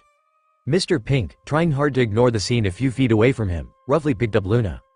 Ow, Luna yelped. Why so rough, you asshole? Shut up, you brat, Mr. Pink growled. You're not worth my time. Well, you're not worth my time either. I mean, I can see why she doesn't like a guy like you. You're kind of pathetic. You little. Oof. Mr. Pink threw Luna down to the ground and kicked her hard in her gut. Luna gasped before choking and gagging. Luna? Well, I guess you can take care of her, Mr. Pink, Mr. 3 smirked, before looking back at the ones about to become candles. Don't bother trying to ask the giant for help. He was so happy over his victory. I don't know if he cried because he was sensitive or he cried over his friend. He killed his best friend for 100 years with his own hands. He was pretty stupid. He didn't even realize that his friend was injured. Ha ha ha. Anyway, you can't do anything to change that. Zoro stared at the giant, gritting his teeth behind tight lips as he tried not to wince at another one of Luna's pained cries. I knew, Brogy began, since we started the fight that Dory was hiding something from me. You knew? Mr. 3 scoffed. You had to be lying. Why did you fight him then? I saw you hit him with no holding back. You don't understand the real meaning of this fight. How can you understand the meaning of my tears? A person such as yourself won't understand. He fought with pride in his heart. How can I disgrace him? Brogy's expression turned fierce as fury coursed through him. You want me to destroy the pride of a warrior? Who was prepared to risk his life. Mr. 3 jumped in shock as the wax around Brogy's left wrist began to crumble. I completely understand. Because of that, I had to fight him with these hands, Brogy explained, because it's the best thing and most righteous thing that I can do for my best friend, Dory. Mr. 3's eyes widened in fear as Brogy got his left arm free. But before Brogy could go any further, he was hit with something that caused an explosion around his head. Bomb. Mr. Brogy. Mr. 5 stood with his arm outstretched, indicating he had, yet again, caused the explosion. That should stop his babbling. One Piece. Hey Usopp, Luffy called out. Will you forgive them? No way, Usopp coughed. Karoo weakly waddled over to Luffy. You want revenge, too? Luffy asked. Karoo quacked determinedly. Alright, let's go then, Luffy grinned. Let's crush them to the ground. One Piece. The ASL members watched in horror as Brogy was attacked. Mr. Brogy. Nami and Sabo shouted. Ha ha ha, stupid, Ms. Valentine laughed. NYA, Mr. 3, your candle jacket is ruined, Ms. Orange pointed out, still holding a petrified Devon. I can see that, Ms. Orange, Mr. 3 grinned out. I have underestimated his power. I must bind him perfectly. Mr. 3 quickly formed a sword. Candle sword. Let's see if you can do anything now. Mr. 3 stabbed through the hand of the giant, causing much pain. Mr. Brogy. Nami shouted. No, stop it, Mika cried. You bastard, Oscar exclaimed. If you move, I will destroy your arms and legs. Mr. 3 laughed madly as he pierced Brogy's other hand in his feet. Once he was finished, the giant cried in agony and anguish. That was a very low thing to do. Vivi glared. Mr. 3 simply ignored her. I will increase the speed of my candle service. So, you will become my candle dolls soon. As such, the fire on the giant candle grew, causing the mist to grow also. I can't breathe, Nami coughed. Damn this, Oscar gagged. The air, Mika gasped. Cover your mouths, Sabo wheezed, covering his mouth with his scarf. Zoro was silent, looking up. If the candle mist goes into our lungs, we'll completely become candles, Vivi warned. That's right, Mr. 3 darkly chuckled. I want you to suffer impossible, because that's what I want this piece of art to represent, suffering and fear. Just become my candles with fear in your hearts. You asshole, Sabo coughed. That's disgusting, Nami shouted. And you also did that thing to Mr. Brogy. You're going to die a horrible death, Mika cried out. Whatever, say what you want, Mr. 3 mocked. Zoro, do something. Ha ha ha ha, look at your faces, Mr. 3 snickered. That's a very good emotion, sadness and suffering. Sadness and torture, this will best my best masterpiece, ha ha ha. Shit. Oscar cursed, feeling his arms harden. I can't move my arms, Nami cried out. Don't we have a better plan? And no way, Mika whimpered. Our bodies are hardening, Vivi said, panicking. Both Sabo and Zoro were silent, but looked over to Brogy. Can you still move, Mr. Brogy? Sabo asked. Brogy looked surprised by his question. If you can lose your arms and legs, Zoro began bluntly, it's better than dying and not doing anything. Zoro gripped one of his swords. I'm going to try and move, also. With a grin, he unsheathed his sword. I will cut both of my legs off. Don't you want to come and take care of these people with us?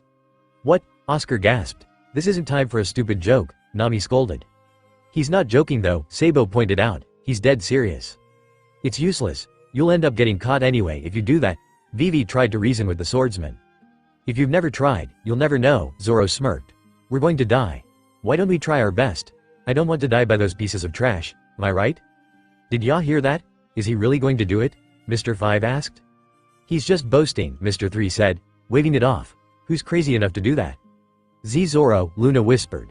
Shut it, you little piece of shit, Mr. Pink shouted, stepping on Luna's side, making her yelp. Zoro clenched his sword. Suddenly, Brogy started to laugh, surprising everyone except Zoro and Sabo. You are a brave young man, Brogy said. I was almost going to give up. Okay, I will do it. NYA, Ms. Orange blinked in confusion. Are you crazy? Mika shouted. Apparently, Sabo chuckled. Hey Zoro, help me out here, too, okay? Sure, but if you lose both of your legs, how can you fight? Nami argued.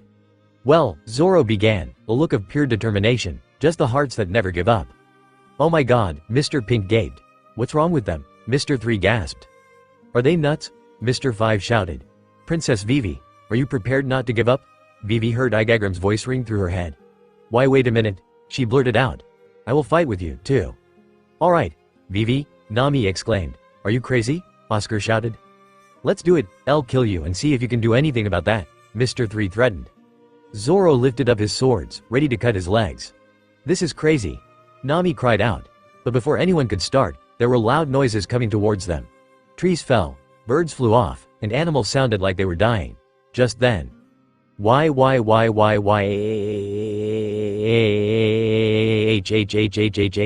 Luffy, Usopp, and Karoo came jumping in, screaming their asses off. We've come to crush you all, they heard Luffy scream. Though the three of them ended up crashing to the ground, the Baroque Works members looked at them, wondering what the fuck just happened. What's that? The Waxman asked. They watched as the three intruders stood. Let's take care of them, Usopp and Duck, Luffy yelled. Yay, Usopp agreed. Quack, Karoo squawked. Luffy, Usopp, Nami cried out. Karoo, Vivi gasped. Oh, Lou, you're just in time, Sabo smiled. Sabo, I'm here to save all of you, Luffy declared. Brogy-sensei, Usopp started. I will take revenge for you. Usopp, Brogy muttered. Just crush them to the ground and kick them out of here, Nami shouted. Yes, please do that, Oscar shouted out. Yes, Luffy replied.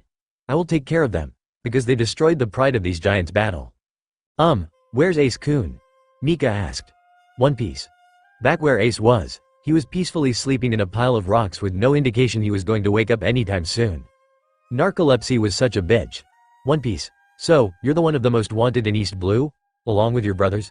Mr. 3 inquired. It seems the marine is going down. Your hairstyle looks stupid, Luffy bluntly pointed out. Shut up, there's a number 3 on his head with fire. I said shut up. Luffy, Sabo shouted out, catching his little brother's attention. Could you get rid of this pole before we become candle statues? Are you in trouble, too? Luffy asked when he saw Zoro and Sabo. No, not really, Zoro answered. There's a lot of blood dripping out though, Mika whimpered.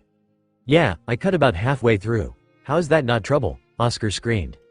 Anyway, care to take care of the pole, Luffy? Zoro asked. We'll take care of the rest. Sure, Luffy grinned. I won't allow you to do that, Mr. 3 declared. Sanji was in the middle of dicing some vegetables when Oscar entered his kitchen. Oh, hey Oscar, do you need something? Yeah, I just need to tell you some things if you and I are going to work together to provide meals for the others, Oscar replied, taking out a piece of paper. What is it? Well, Arrow is allergic to avocados, so try not to add that in any of his meals. Devon refuses to eat fish, even if it's the only thing to eat.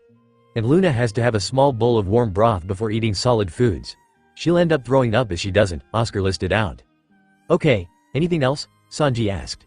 Besides making sure to have a whole load of food because of our captains, then no. Alright, thanks for the tip. Sanji went back to dicing as Oscar approached a pot that was boiling some soup. Looking at it curiously, Oscar lifted the lid and sniffed. Mind if I try some? Oscar asked. Not at all. I think another cook's advice would be nice, Sanji replied. Oscar nodded and took out a spoon. He scooped up a little bit of the soup and tasted it. He swished the soup around his mouth for a moment before swallowing it. His face scrunched up in thought, which worried Sanji a bit. Something wrong? The blonde cook asked. No, nothing at all, Oscar reassured. But I think you can improve the flavor with some paprika and a pinch of rosemary. Sanji looked at him before going over and tasting his soup. Now that I think about it, you're right. Sanji went over to his spice cabinet. I must say, you have good taste. Well, if you traveled around like I have, then you pick up a few things, Oscar chuckled. It must have the girl swooning. Well, it would if it was interested. Haven't found the right girl, huh? No I'm gay. Sanji stopped short, staring at Oscar, who was smiling nervously. Sanji dropped the spices he was holding. What? Sanji exclaimed. Yeah, Oscar replied softly. But you're not wearing. You must be referring to Okamas. They on a whole different scale, Oscar chuckled. If I was one, Arrow would be ecstatic. He likes meeting Okamas. Sanji still looked a bit uncomfortable. Look, if it makes you feel better, none of the guys, including you, don't really catch my interest. I have someone else. Oscar looked down with a solemn expression. Sanji's expression changed into one of concern. You okay? Sanji asked. Oh, yeah, Oscar muttered, fiddling with the locket around his neck. Sanji bit his tongue. He needed to change the subject. So, what's the rainbow crystal? Sanji asked quickly. That question seemed to do the trick as Oscar looked up and gave a smile. There was this legend about it when I was a kid, he explained. It's said to be a powerful crystal that can show people's true self. It also can bring color to anyone who can't see. So you want to be able to see who people really are? No, Oscar shook his head. I want to get it for my best friend. Sanji cocked his head in confusion. He's colorblind. The world is nothing but black, white, and all sorts of gray to him. I want to get it and show him beautiful sights the world has to offer. So, how come he's not here with you? Sanji asked. He got adopted. An awkward silence came upon the two. Oh shit, I'm so sorry, it's okay, I didn't tell you. Oscar chuckled. He opened his locket and looked into it. A content expression shaped onto his face. I hope to get the crystal and find him. Oscar smirked. I'll kidnap him from his current family and have him sail the world with us. How do you know he'll be okay with that? Sanji asked, and also smirking. Because he gave me a letter telling me to do so, Oscar grinned. I look forward to seeing him when I'd have the crystal. Oscar closed the locket and looked at Sanji. Let's get cooking, shall we? Sanji grinned, picking up the spices he dropped. Yeah, I don't know that is, Luffy began, cracking his knuckles, but I'm going to destroy it. Usopp, on Karoo, nodded in agreement. Sure, I'm not the same person I used to be. Quack. Well, hurry up before we become candles, Nami yelled. Nami looked over to Zoro. What are you doing? In case we do become candles, I want to be sure I'm posed like this, Zoro replied. Dude, you really hurts looking at your legs bleeding like that, Mika shuddered. Then maybe you shouldn't be looking. Look, Oscar replied. That was a really stupid idea, trying to cut your legs and escape, Nami stated. Actually, I was going to fight them after I cut my legs. That's even crazier. Shut up, you two act like children, Sabo commented, chuckling. Mr. 3, they're not worrying at all, Ms. Goldenweek said nonchalantly, eating a rice ball. You're no different from them, Mr. 3 groaned. Vivi stared at the people that were stuck in the candle with her. Even though we're not out of complete trouble, it looks like they don't worry at all. They're insulting us. It's annoying. A dark expression overtook Mr. 3's face as he stared at Luffy. Because that kid doesn't look like a person who can fight. But we already killed him, Mr. 5 said, not believing that Luffy was alive. Killed him. He's standing right in front of us, you moron. That means you suck. At least I know he's stronger than you, Mr. 3 stated. The wax man shifted into stance. Just take care of the other SS. I'll make Strafut one of my candle dolls. I'm very annoyed with your talking, Usopp gritted out. Don't worry, I'll kill all of you. Karoo quaked beside him. Of course, being the wimps they were. Both were hiding behind trees. Luffy, I'll help you from behind. What did you say? Luffy asked. Brogy looked over to Sabo and Zoro the best he could. You two, are you going to quit trying? The giant asked. It's alright, Sabo grinned. There's someone who's going to try for us, Zoro smirked. Suddenly, Mr. 3 made the first move on Luffy, bounding the rubber boy's legs with wax. Gotcha, candle lock. He got caught already? Oscar exclaimed. Mr. Luffy, Vivi shouted. What's that? Usopp asked. Luffy, upside down, looked at his feet, curiously. What's this? My legs look like a hammer. That gave Luffy an idea, it really fits. You really suck, next will be your arms, stated, candle lock. Mr. 3 once again went in to bound Luffy, but missed as Luffy moved out of the way. The boy stretched out his arm and wrapped it around on one of handles of the wax swords. What's he doing? Sorry, Mr. Giant, Luffy apologized. Luffy began to spin around the handle, causing Brogy to yell in pain. Gomu Gomu. What the hell are you doing? Zoro yelled. Huh? Mr. 3 said in confusion. Oh my god, Sabo groaned, wishing he could face palm. Mr. Luffy, Vivi exclaimed. Hammer, with a mighty swing, Luffy swung his bound legs, hitting and destroying the pole of the giant candle. What the? He destroyed the pole, Nami gasped, smiling. Why didn't I think of that? Sabo pondered, grinning. But after Luffy destroyed the puller, the huge wax pumpkin began to fall. Eek! Mika and Nami squealed. OFFFFUUUUU, Oscar gasped. Sabo and Zoro were screwed faces as the pumpkin was falling. Oh, the hammer on my legs was destroyed, too, Luffy chuckled, not noticing the pumpkin until he heard it crash right above the others. Oh my god. Oscar cried manly tears. I'm still alive, Nami exclaimed. I thought we were going to die, Mika sighed in relief. Nothing changed, Zoro muttered. That was close, Vivi sighed. Sabo stood silent before his eye widening at realizing a problem. That was dangerous. Why didn't you move? Luffy bluntly asked, not remembering their situation. How can we move, everyone? But Sabo yelled. Oh, why didn't you say so? You only told me to destroy the pole? Are you too sure we left our lives in trusted hands? Vivi cried to Zoro and Sabo. Wait a minute, Oscar stuttered, noticing something. I still can't move, Nami stated. Luffy, Sabo shouted, startling most of them. You have to make sure that Ace wakes up somehow. Make as much noise as you need. Why? Luffy asked. The candles are still creating mist. Sabo coughed. And they're too close to us. We're becoming candles quicker. What? Why didn't you tell me you'd become candles? Just make noise, you idiot, to wake up Ace, okay. I won't allow you to get involved, Mr. 3 yelled, throwing a wax spear at Luffy. Candle harpoon. Explosive bullet. Behind the bushes, Usopp shot a small explosive towards the candleman. But his bullet was intercepted by Mr. 5, who ate it. Mr. 3 simply went back to his battle with Luffy, who had just dodged the harpoon. Usopp was mentally panicking as Mr. 5 licked his lips while the explosive exploded inside him. Doesn't taste good, Mr. 5 stated. You have really low quality gunpowder. He ate my bullet, hissed Usopp. Karoo, next to Usopp, stood with his jaw dropped open. You dumbass, Mr. Pink laughed, Luna under his grotesque ostrich foot. You can't beat Mr. 5 with weak shit like yours. Meanwhile, the wax on the others spread like a wildfire. This is bad, Oscar coughed. The wax is spreading too quickly. Well, at least I have a nice pose, Zoro said nonchalantly. Moron, Nami scolded. Please hurry, Luffy-kun, Mika coughed.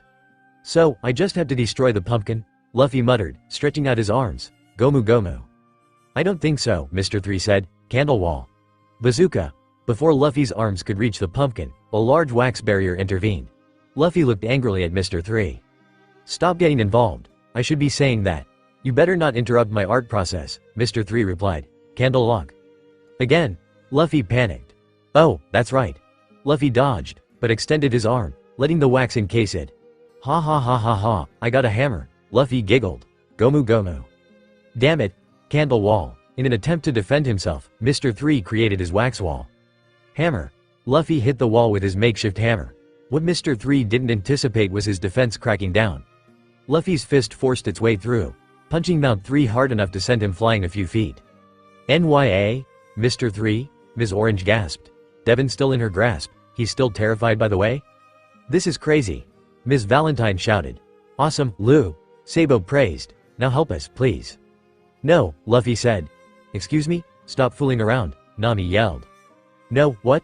Quit fooling around, Luffy, seriously, I don't want to turn into a candle. Mr. Luffy, please, what should I do? I don't feel like helping you, Luffy droned out. What are you talking about? Color trap, a voice called out. One Piece. Back with Ace, the fire user, groaned, sitting up and rubbing his head. God, my head, he grunted. What happened? Suddenly, he heard a bunch of sounds coming from another part of the island. What the fuck is with the noise? Then he noticed that his companions, mostly Luffy, were missing. Oh yeah. Ace looked down as he remembered the past events. Damn, where the hell did they go? A loud sound resounded from the forest, giving Ace a general direction. Well, that answers that. Time to go. One Piece. What do you mean you don't want to? Oscar cried, manly. Luffy just shrugged. Just hurry up and destroy the pumpkin, you idiot. Nami screeched. I know, Luffy replied.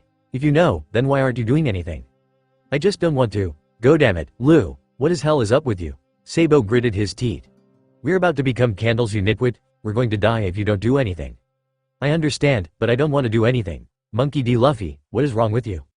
Usopp stared at Luffy, standing in one spot, absolutely doing nothing. What's happening? Our friends are in trouble. We gotta wake up. Luffy, let's go, bird. Quack. You betty Usopp and Karu's jaws dropped open when they realized that Mr. Five and Ms. Valentine were in front of them. The kid fell into our trap. Why don't you look under his feet? Ms. Valentine giggled. Under his feet? Usopp questioned, putting on his goggles. Looking under Luffy's feet, the sniper saw a strange symbol. Huh? What is that strange sign? Nothing, just a normal sign. A normal sign? It means that all of you will go to hell. Mr. Five responded as he kicked, causing an explosion. Usopp yelped and dodged in time. We got to escape, Karu. Usopp squeaked, grabbing onto the duck. Run as fast as you can. Are you running away? Ms. Valentine frowned. Quack, Karu, frightened, began running before Usopp was even on him. Hey, wait, I haven't even mounted on you yet. Usopp cried. Karu looked behind him as he was running. Stop, let me ride you. Karu ran faster at the sight of Usopp's face. Why do you have to be afraid of me? Back with the other, Vivi scowled. It has to be you, she began, staring at a girl that stood behind Luffy, Ms. Golden Week. The black-haired girl began eating cookie. Black is the color of betrayal, she stated. If anyone is painted with this color, they won't care about their friends. What is she talking about? Mika coughed as her neck hardened. She's a painter, Vivi explained. She can create a feeling with any color. The imagination of that color she painted affects a person's mind. Affect a person's mind? Zoro scowled. This is bad. Hypnotism? You gotta be kidding me, Oscar groaned. With someone as innocent as your brother, Captain, they'll be completely affected. We had to get him off that sign, somehow, Mika said. Get off that sign, Luffy, Nami shouted. Wait, that won't work, Sabo said before looking at Luffy. Don't you dare step off that sign, Lou. What the hell, Sabo? I don't need your help, Sabo shouted. I'm not listening to you, Luffy scoffed, stepping off the sign. Oh, I see what you're doing, Zoro said. What happened to me? I'll help now. But first, Luffy began before going into a fit of laughter. Let me laugh. Ha ha ha ha. What now? They all yelled. Ms. Golden Week held out her paintbrush, which had yellow on it. Yellow is the color of fun. Now he can't move. She put it on his shirt, Oscar exclaimed. Shit, we don't have much time left, Zoro frowned. Quack, suddenly, Usopp, now mounted on Karu, passed by them, accidentally knocking Luffy over. Quack. Usopp cried. What are they doing? Sabo questioned. Karu. Vivi shouted. Damn it, they're fast. Mr. Five growled as he and Ms. Valentine chased them. Ah, guys, Nami gasped. The sign on Luffy's shirt got faded from getting hit by Usopp and Karu. Ouch, Luffy exclaimed. I got caught in a trap again. He lifted his head, glaring at Ms. Golden Week. This is enough. The color yellow means fun, Ms. Golden Week simply stated. You must have had a good time, right? Are you crazy or something? Luffy turned toward his trapped friends. I gotta destroy that pumpkin, Gomu Gomu no. Thinking quickly, Ms. Golden Week painted his sign in red on the ground. Red is the color of a target. Bazooka. Luffy's arms his the sign instead of the pumpkin. He looked appalled with himself. Oh come on, what are you trying to hit, Mother Fu? I can't let you destroy it. Mr. 3 will yell at me, Ms. Golden Week explained. You'll hit that sign like a Red Bull hits a red target. I won't forgive you, Luffy shouted. Get out of my face, Gomu Gomu no bazooka. His arms still hit the sign. Is that fun? Ms. Golden Week asked. We're in a really tight spot here, Oscar coughed. The situation Luffy is in is bad, Sabo gasped. Up against hypnotism like this. His power means nothing to her, Nami solemnly said. I'll mix this color for you, Ms. Goldenweek began, mixing her colors. Yellow, the color of fun, and blue, the color of sadness. Color trap. Ms. Goldenweek smacked her insignia on the back of Luffy's shirt once again. Green is the color of peace. Suddenly, Luffy, sitting down, was having tea with Ms. Goldenweek. This tea is delicious. Are you crazy? The other screeched. What'll be the result of this? Nami asked, sighing. We're doomed if Luffy doesn't get out of this, Oscar stated. I'm sure we'll be fine, Mika said. I told you guys to pose nicely, Zoro smirked. This isn't funny, Vivi hissed. Where the hell is Ace? Sabo groaned. One Piece. Double mucus bullets. Mr. Five shot his explosive boogers at Usopp and Karoo, who were too fast to be hit. Lead bullet. Usopp shot a bullet at the two agents, but missed as they expertly dodged. We can't catch them in that speed, Mr. Five observed. You're right, Ms. Valentine sighed. Actually, Mr. Five pulled out a gun. I don't want to use this with that piece of trash. Usopp looked nervous, but reassured Karoo. Don't worry. He can only shoot one bullet per shot. We can escape them. Let's get to Luffy. Karoo ran a little faster. They said that the sign is a trap. When we bumped into Luffy, I saw it on his back. It must have been that girl, and there's only one reason for doing that. Hurry, Karoo. But once they reached the huge candle, they realized that they were too late. Sabo, Zoro, Nami, Mika, Oscar, and Brogy were all encased by wax. Behind them, Mr. Five was getting ready to load his gun. No one can escape from this gun. It's revolver .44 that can shoot 6 bullets at the same time, just like a flintlock. The bomb man explained. The newest type of gun in the South Blue. If I use it, you can't see a bullet. This tea is delicious. Usopp turned to see Luffy with Ms. Goldenweek. What are you doing, Luffy? Usopp squawked. This tea, Luffy gritted out, is delicious. Usopp looked closely to see Luffy trying to get unhypnotized. You idiot, Usopp hissed, as Mr. Five shot at him. He shot his gun. Usopp loaded a bullet onto his slingshot. Take this. Usopp shot his bullet. Fire bullet. Ah, instead of hitting Ms. Goldenweek, the bullet hit Luffy. That was stupid. Ms. Valentine chuckled. Why did you aim for your friend? Usopp turned, noticing something odd. Huh? I didn't see his bullet at all, but he suddenly felt something hot. Explosive breath. The air around Usopp and Karoo burst into flames, causing them to fall to the ground. I forgot to tell you that I can make my breath explosive, too, Mr. Five smirked. Damn it, Usopp hissed. We were hit by him, are you okay? Quack, Karoo replied. And you, are you waking up yet? Ms. Valentine and Mr. Five were confused to who Usopp was talking to. Yeah, I'm fully awake now. That stupid sign can't do anything now. The agents jumped as they heard Luffy shout. He aimed for the sign all along, Ms. Valentine gasped. Luffy was panting, an angry expression pressed on his face. I'm not letting anyone die, it's payback time. One Piece. No one's here, Arrow voiced out, walking through the ships. That's strange, Sanji scowled, a hand on his chin. We've been waiting for a while now. How come no one is here? Arrow frowned. Do you think there might be something here? Then something must have happened to the ladies, Sanji gasped. Arrow cocked his head in annoyance. They're the only people you're worried about? If so, I can't cook this lizard just yet. I have to go find them. Sanji hopped off the ship and walking into the jungle. Hey, wait for me, Arrow exclaimed, running to catch up to Sanji. Later on, they both found themselves riding a saber-tooth that decided to get on Sanji's bad side.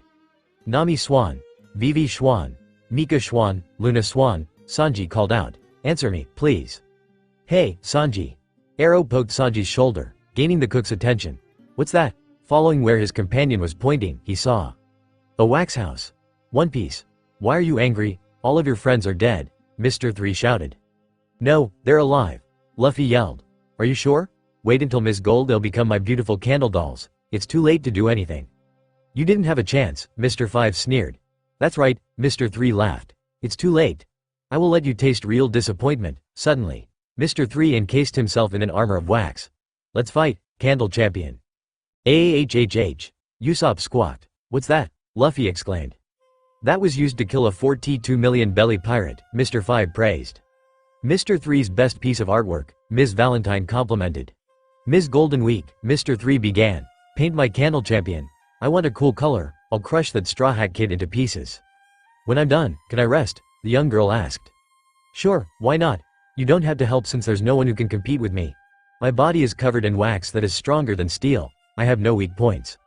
Cool, Luffy admired. Now not the time to admire, Usopp scolded. You have to fight. Okay. Gomu Gomu no boom. Everyone stopped as they heard a loud explosion. Suddenly, Ace jumped out into the clearing, a crazed, angry expression slapped onto his face. Yeah, you better run. The fire user yelled at the forest. Stupid dinosaurs. Ace looked up and saw the scene in front of him. What's going on? Ace. Luffy shouted. You're here, yeah, but what's going on? You have to save the others, destroy the pumpkin, Luffy shouted. The pumpkin? Ace looked over and froze when he saw the ones that were frozen by wax. He looked up at the pumpkin and scowled on it. I don't think so. Ace looked in front of him to find Mr. Pink and Ms. Orange in front of him. Don't think you're going to get past us that easily, Mr. Pink squawked. Let's end this quickly so I get back to my honey, Ms. Orange mewed. That was when Ace noticed a petrified Devon and a beaten and bruised Luna. Oh, you didn't, he growled. He saw Sabou's pole on the ground. He jumped for it. Luffy turned back to Mr. 3 who was about to throw a punch at him. Champ fight punch. Mr. 3 shouted. Luffy dodged, letting the wax fist hit the ground instead. Ace had successfully grabbed Sabou's pole and blocked one of Mr. Pink's kicks. He pushed him off and barely dodged Ms. Orange's claws, gaining a small cut on his cheek. Luffy jumped, glaring at Mr. 3. Gomu Gomu no. Luffy stretched his leg to hit Mr. 3. Stamp. He looked over and saw that Mr. 3 had protected himself. Ace landed a hit on Ms. Orange's side. Grunting, she crashed into Mr. Pink. Out of my way, Ace shouted. Why didn't I realize it sooner? Usopp gasped, gaining everyone's attention. The candle becomes mist because it's melting. He turned to Ace. Ace, you can melt it, and the wax on the others. We still have a chance to save their lives. Really? Luffy exclaimed. That's right, Ms. Goldenweed confirmed. Why did you tell them? Mr. 3 and Ms. Orange yelled at the little girl. Even if you do know, you don't have enough time. Mr. 3 chuckled darkly. You don't have enough time. In the next 30 seconds, their hearts will stop completely. At this very moment, their suffering and their consciousness will fade away, tasting the feeling of death. You won't have to wait 30 seconds, Usopp shouted, aiming at his waxed comrades. I'll use my fire bullet. Explosive breath bullet. Before Usopp could do anything, Mr. 5 shot at him. Usopp. Quack. Shit, can't you see you don't have a chance? Mr. 5 sneered, Ms. Valentine laughing next to him. Damn it, Luffy hissed, looking like he was about to hit them.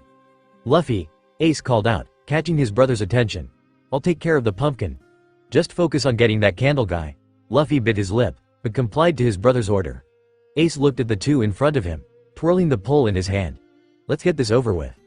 You're not gonna beat us with that stick, Mr. Pink chuckled. NYA, I'll slice you to pieces, Ms. Orange mewed. HMPH, Mr. 5 scoffed, looking at Usopp. Take this rope, Usopp whispered to Karoo, handing the duck a rope that was tied around his waist.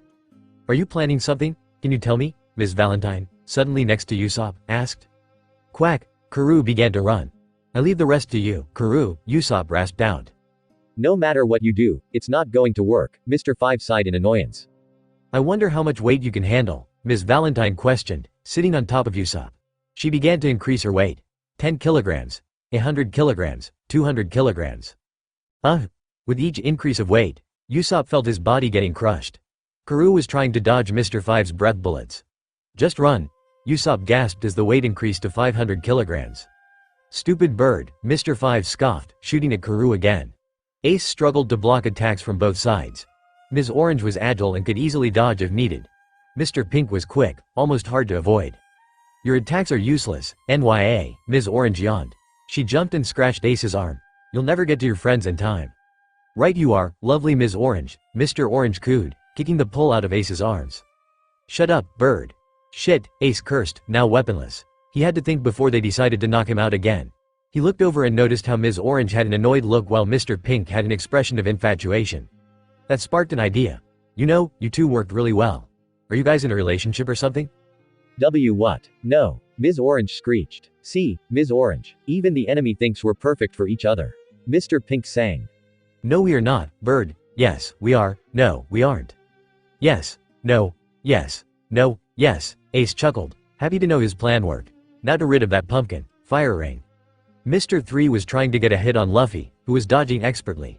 You better give up now. Those people have become my artworks, Mr. 3 yelled. I won't let you play with their lives. Suddenly, Luffy was at Mr. 3's eye level again, grabbing the 3 on Mr. 3's head. You don't have the skill to do that. Luffy jumped down, his hand still holding onto Mr. 3's hair. Fire to melt, right? Luffy asked, ignoring Mr. 3's complaints. I'll use yours. Ace had creating a ring of fire around the two arguing agents. What? They both exclaimed. Get a room. You lovebirds, Ace chuckled. The fire user leapt and jumped off of Mr. Pink's head, causing the ostrich man to fall on top of the tiger girl. Here we go. Luffy. Burn Karu's rope. Usopp shouted to Luffy. That rope is covered with oil. Got it, Luffy responded, running to the rope. Time to wake up, everyone. Wait, let me go. Mr. 3 shouted. It's going to get a bit hot, but there's no better way, Usopp gasped. No, Hyken. A-G-G-G-G-H-H-H. It's a girl. A young woman with purple hair cooed, holding her child in her arms. Her husband, who had pink hair, kneeled next to her so he could look at his newborn daughter. She's absolutely beautiful, he chuckled. Remember that we promised Hound that we let him name her. I know, the woman sighed. I worried about how my family will react to seeing her. I mean, I don't mind how she looks, but you know how superstitious they are. But we'll keep our daughter no matter what they say. You're right. Mom, can I see her now? A voice popped up. The two adults looked over to see a 13-year-old boy with green hair at the doorway. Hound, you're back early, the man said. I found some nice game from the hunting so I came back earlier. Is that my new little sister? Yes, do you want to see her? Hell yeah, Hound exclaimed before jumping over to sit next to his mother, leaning over to see his baby sister. He silently looked at the baby before he said something. She's an albino. His parents looked at each other with nervous looks. That's so cool, they heard him exclaim. With wide eyes, the newborn child was swiftly taken from the mother's arms and held in the now big brother's arms. You're so cute. Hound, you're going to startle the baby, his father scolded. Hound looked at his father. But Dad, I want to hold her, the teen whined. I noticed, but she was just delivered an hour ago. You're probably going to scare her, the man lectured. Now give your little sister back to your mother. Hound pouted and reluctantly handed the baby back. I'm still going to name her, right? Sue. Before the mother could finish her reply, the baby began to cry as soon as she was laid in the mother's arms. Why are you crying? The mother panicked, trying to soothe the newborn. But the baby's cries wouldn't cease. As the parents tried to calm the wailing baby, Hound noticed that the baby's hands were reaching out to him. Tentatively, he reached over and picked up the newborn. Hound, don't. But the baby's cries began to die as soon as she was in her big brother's arms. The parents stared wide-eyed at the scene as Hound grinned. So you just wanted to be in big brother's arms, huh? He chuckled. You just got into this world and you're already causing some trouble to our parents. Don't do that. He lifted his baby sister a little over his head. My name is Varkez Hound. Okay. And your name will be Varkez Luna. Grinning, he gently pressed their noses together. I'll be the wolf that protects his moon. One Piece.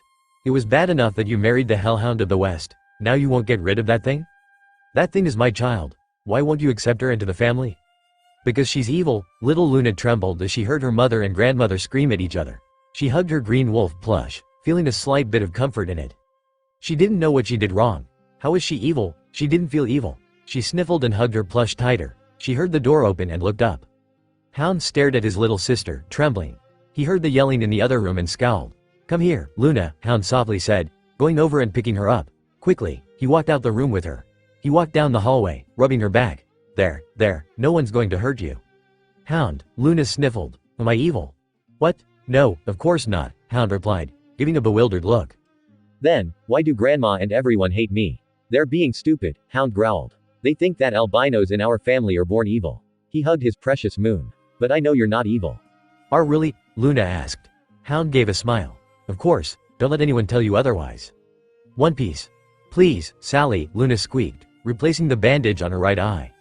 Salvador sighed, looking from the application he was working on. I thought I said no and quit calling me Sally. But Hound isn't here, and I really want to go outside. Luna, we talked about this before. Salvador turned to Luna. If Hound is not here, you can't go outside. But, Luna whimpered, tears welling up in her eye. Salvador groaned when he saw the dreaded kitten eye. Okay, how about we make a deal? Salvador asked. Deal? Yeah. Salvador lifted up his application. Let me finish my marine trainee sheet, and then I'll take you outside. Really? Yes, I will, Salvador replied. But you have to wait a little bit, okay? Yay, Luna cheered. She hugged her gray-haired cousin. You're the best. Well, if I'm going to be a marine, I have to be able to help those in need. And you'll help us no matter what, right? Luna asked, her eyes sparkling with hope. Of course, silly moon, Salvador answered. I'll always be there to help you guys. Promise, promise. Luna smiled at him, but for some reason, she felt as if the promise wouldn't be kept. One Piece. Luna was staring at the tree for a long time. That worried Hound. Luna, are you alright? You've been staring at that tree for a while now, the elder brother asked. Yeah, I'm alright. I'm just looking at some ants, Luna replied. What? Hound looked at the direction Luna was looking at and saw nothing. Luna, I don't see anything. They're over there. Luna pointed at an area of the tree that was dense with leaves. He still didn't see anything. Raising an eyebrow, he walked over to the tree to take a closer look. And as soon as he climbed up the tree to the dense area leaves, he noticed little ants marching along the branches. Hound jumped off and looked at his little sister. Luna, how can you see something that small from where you're sitting? Luna simply shrugged. One Piece. Tell me a story, Daddy, Luna said, sitting on her father's lap. Alright, her father chuckled. What do you want to hear? How did you and Mom meet? Well, that's a funny story, sweetheart. You know how I'm called the Hellhound of the West? Luna nodded. I was called that because of the devil fruit I ate. The dog fruit. Hellhound model. I was widely known and feared in the West Blue. The first time I met your mother was when I was in my Hellhound form. She was in the woods, trying to find some fruit for her family.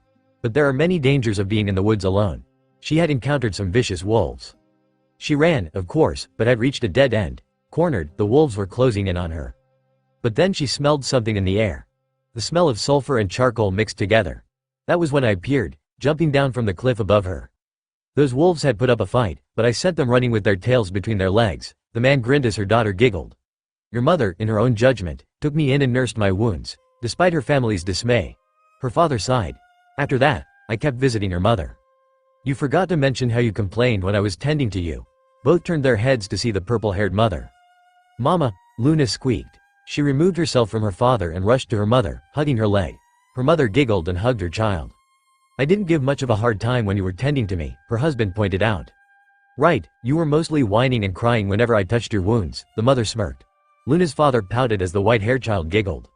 One Piece. It happened on the day after Salvador left for a marine academy at another island.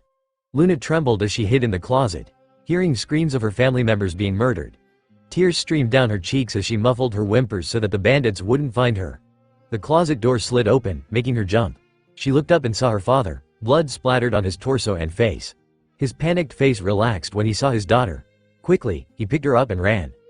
We must get you out of here, he muttered. He pushed Luna's face to his shoulder in order to shield her eyes of the carnage of dismembered Famir winced, feeling guilty for not saving them in time. Father, a voice called out. The man looked over to see Hound running to them. Father, I can't find mother. The man cursed and gave Luna to Hound. Get your sister out of here. I will find her mother. Hound nodded and began to run, hugging Luna close to him. He ran until he reached the entrance of the forest. Hound, are Mom and Dad G gonna be alright? Luna whimpered. Hound bit his lip. Dad's strong. He'll find Mom and come back. Don't worry, my little moon. Oka, B-O-O-O-M-M-M. Hound pulled Luna close to him, looking at their former home. An explosion took over the building. His eyes widened. No, he whispered. Luna's eyes welled up with tears. Mommy? Daddy? We need to go now, Luna, Hound stuttered, but... Well, look what we have here, boys. Hound and Luna stiffened, looking around to find bandits surrounding them. One Piece. Luna sniffed, hugging her brother's arm as a slave healer worked on the boy's back. You're really stupid, boy, the healer muttered, wrapping up the bandage, hitting the noble's son. The little shit deserved it. He tried to touch Luna, in a freaking sexual way, Hound growled.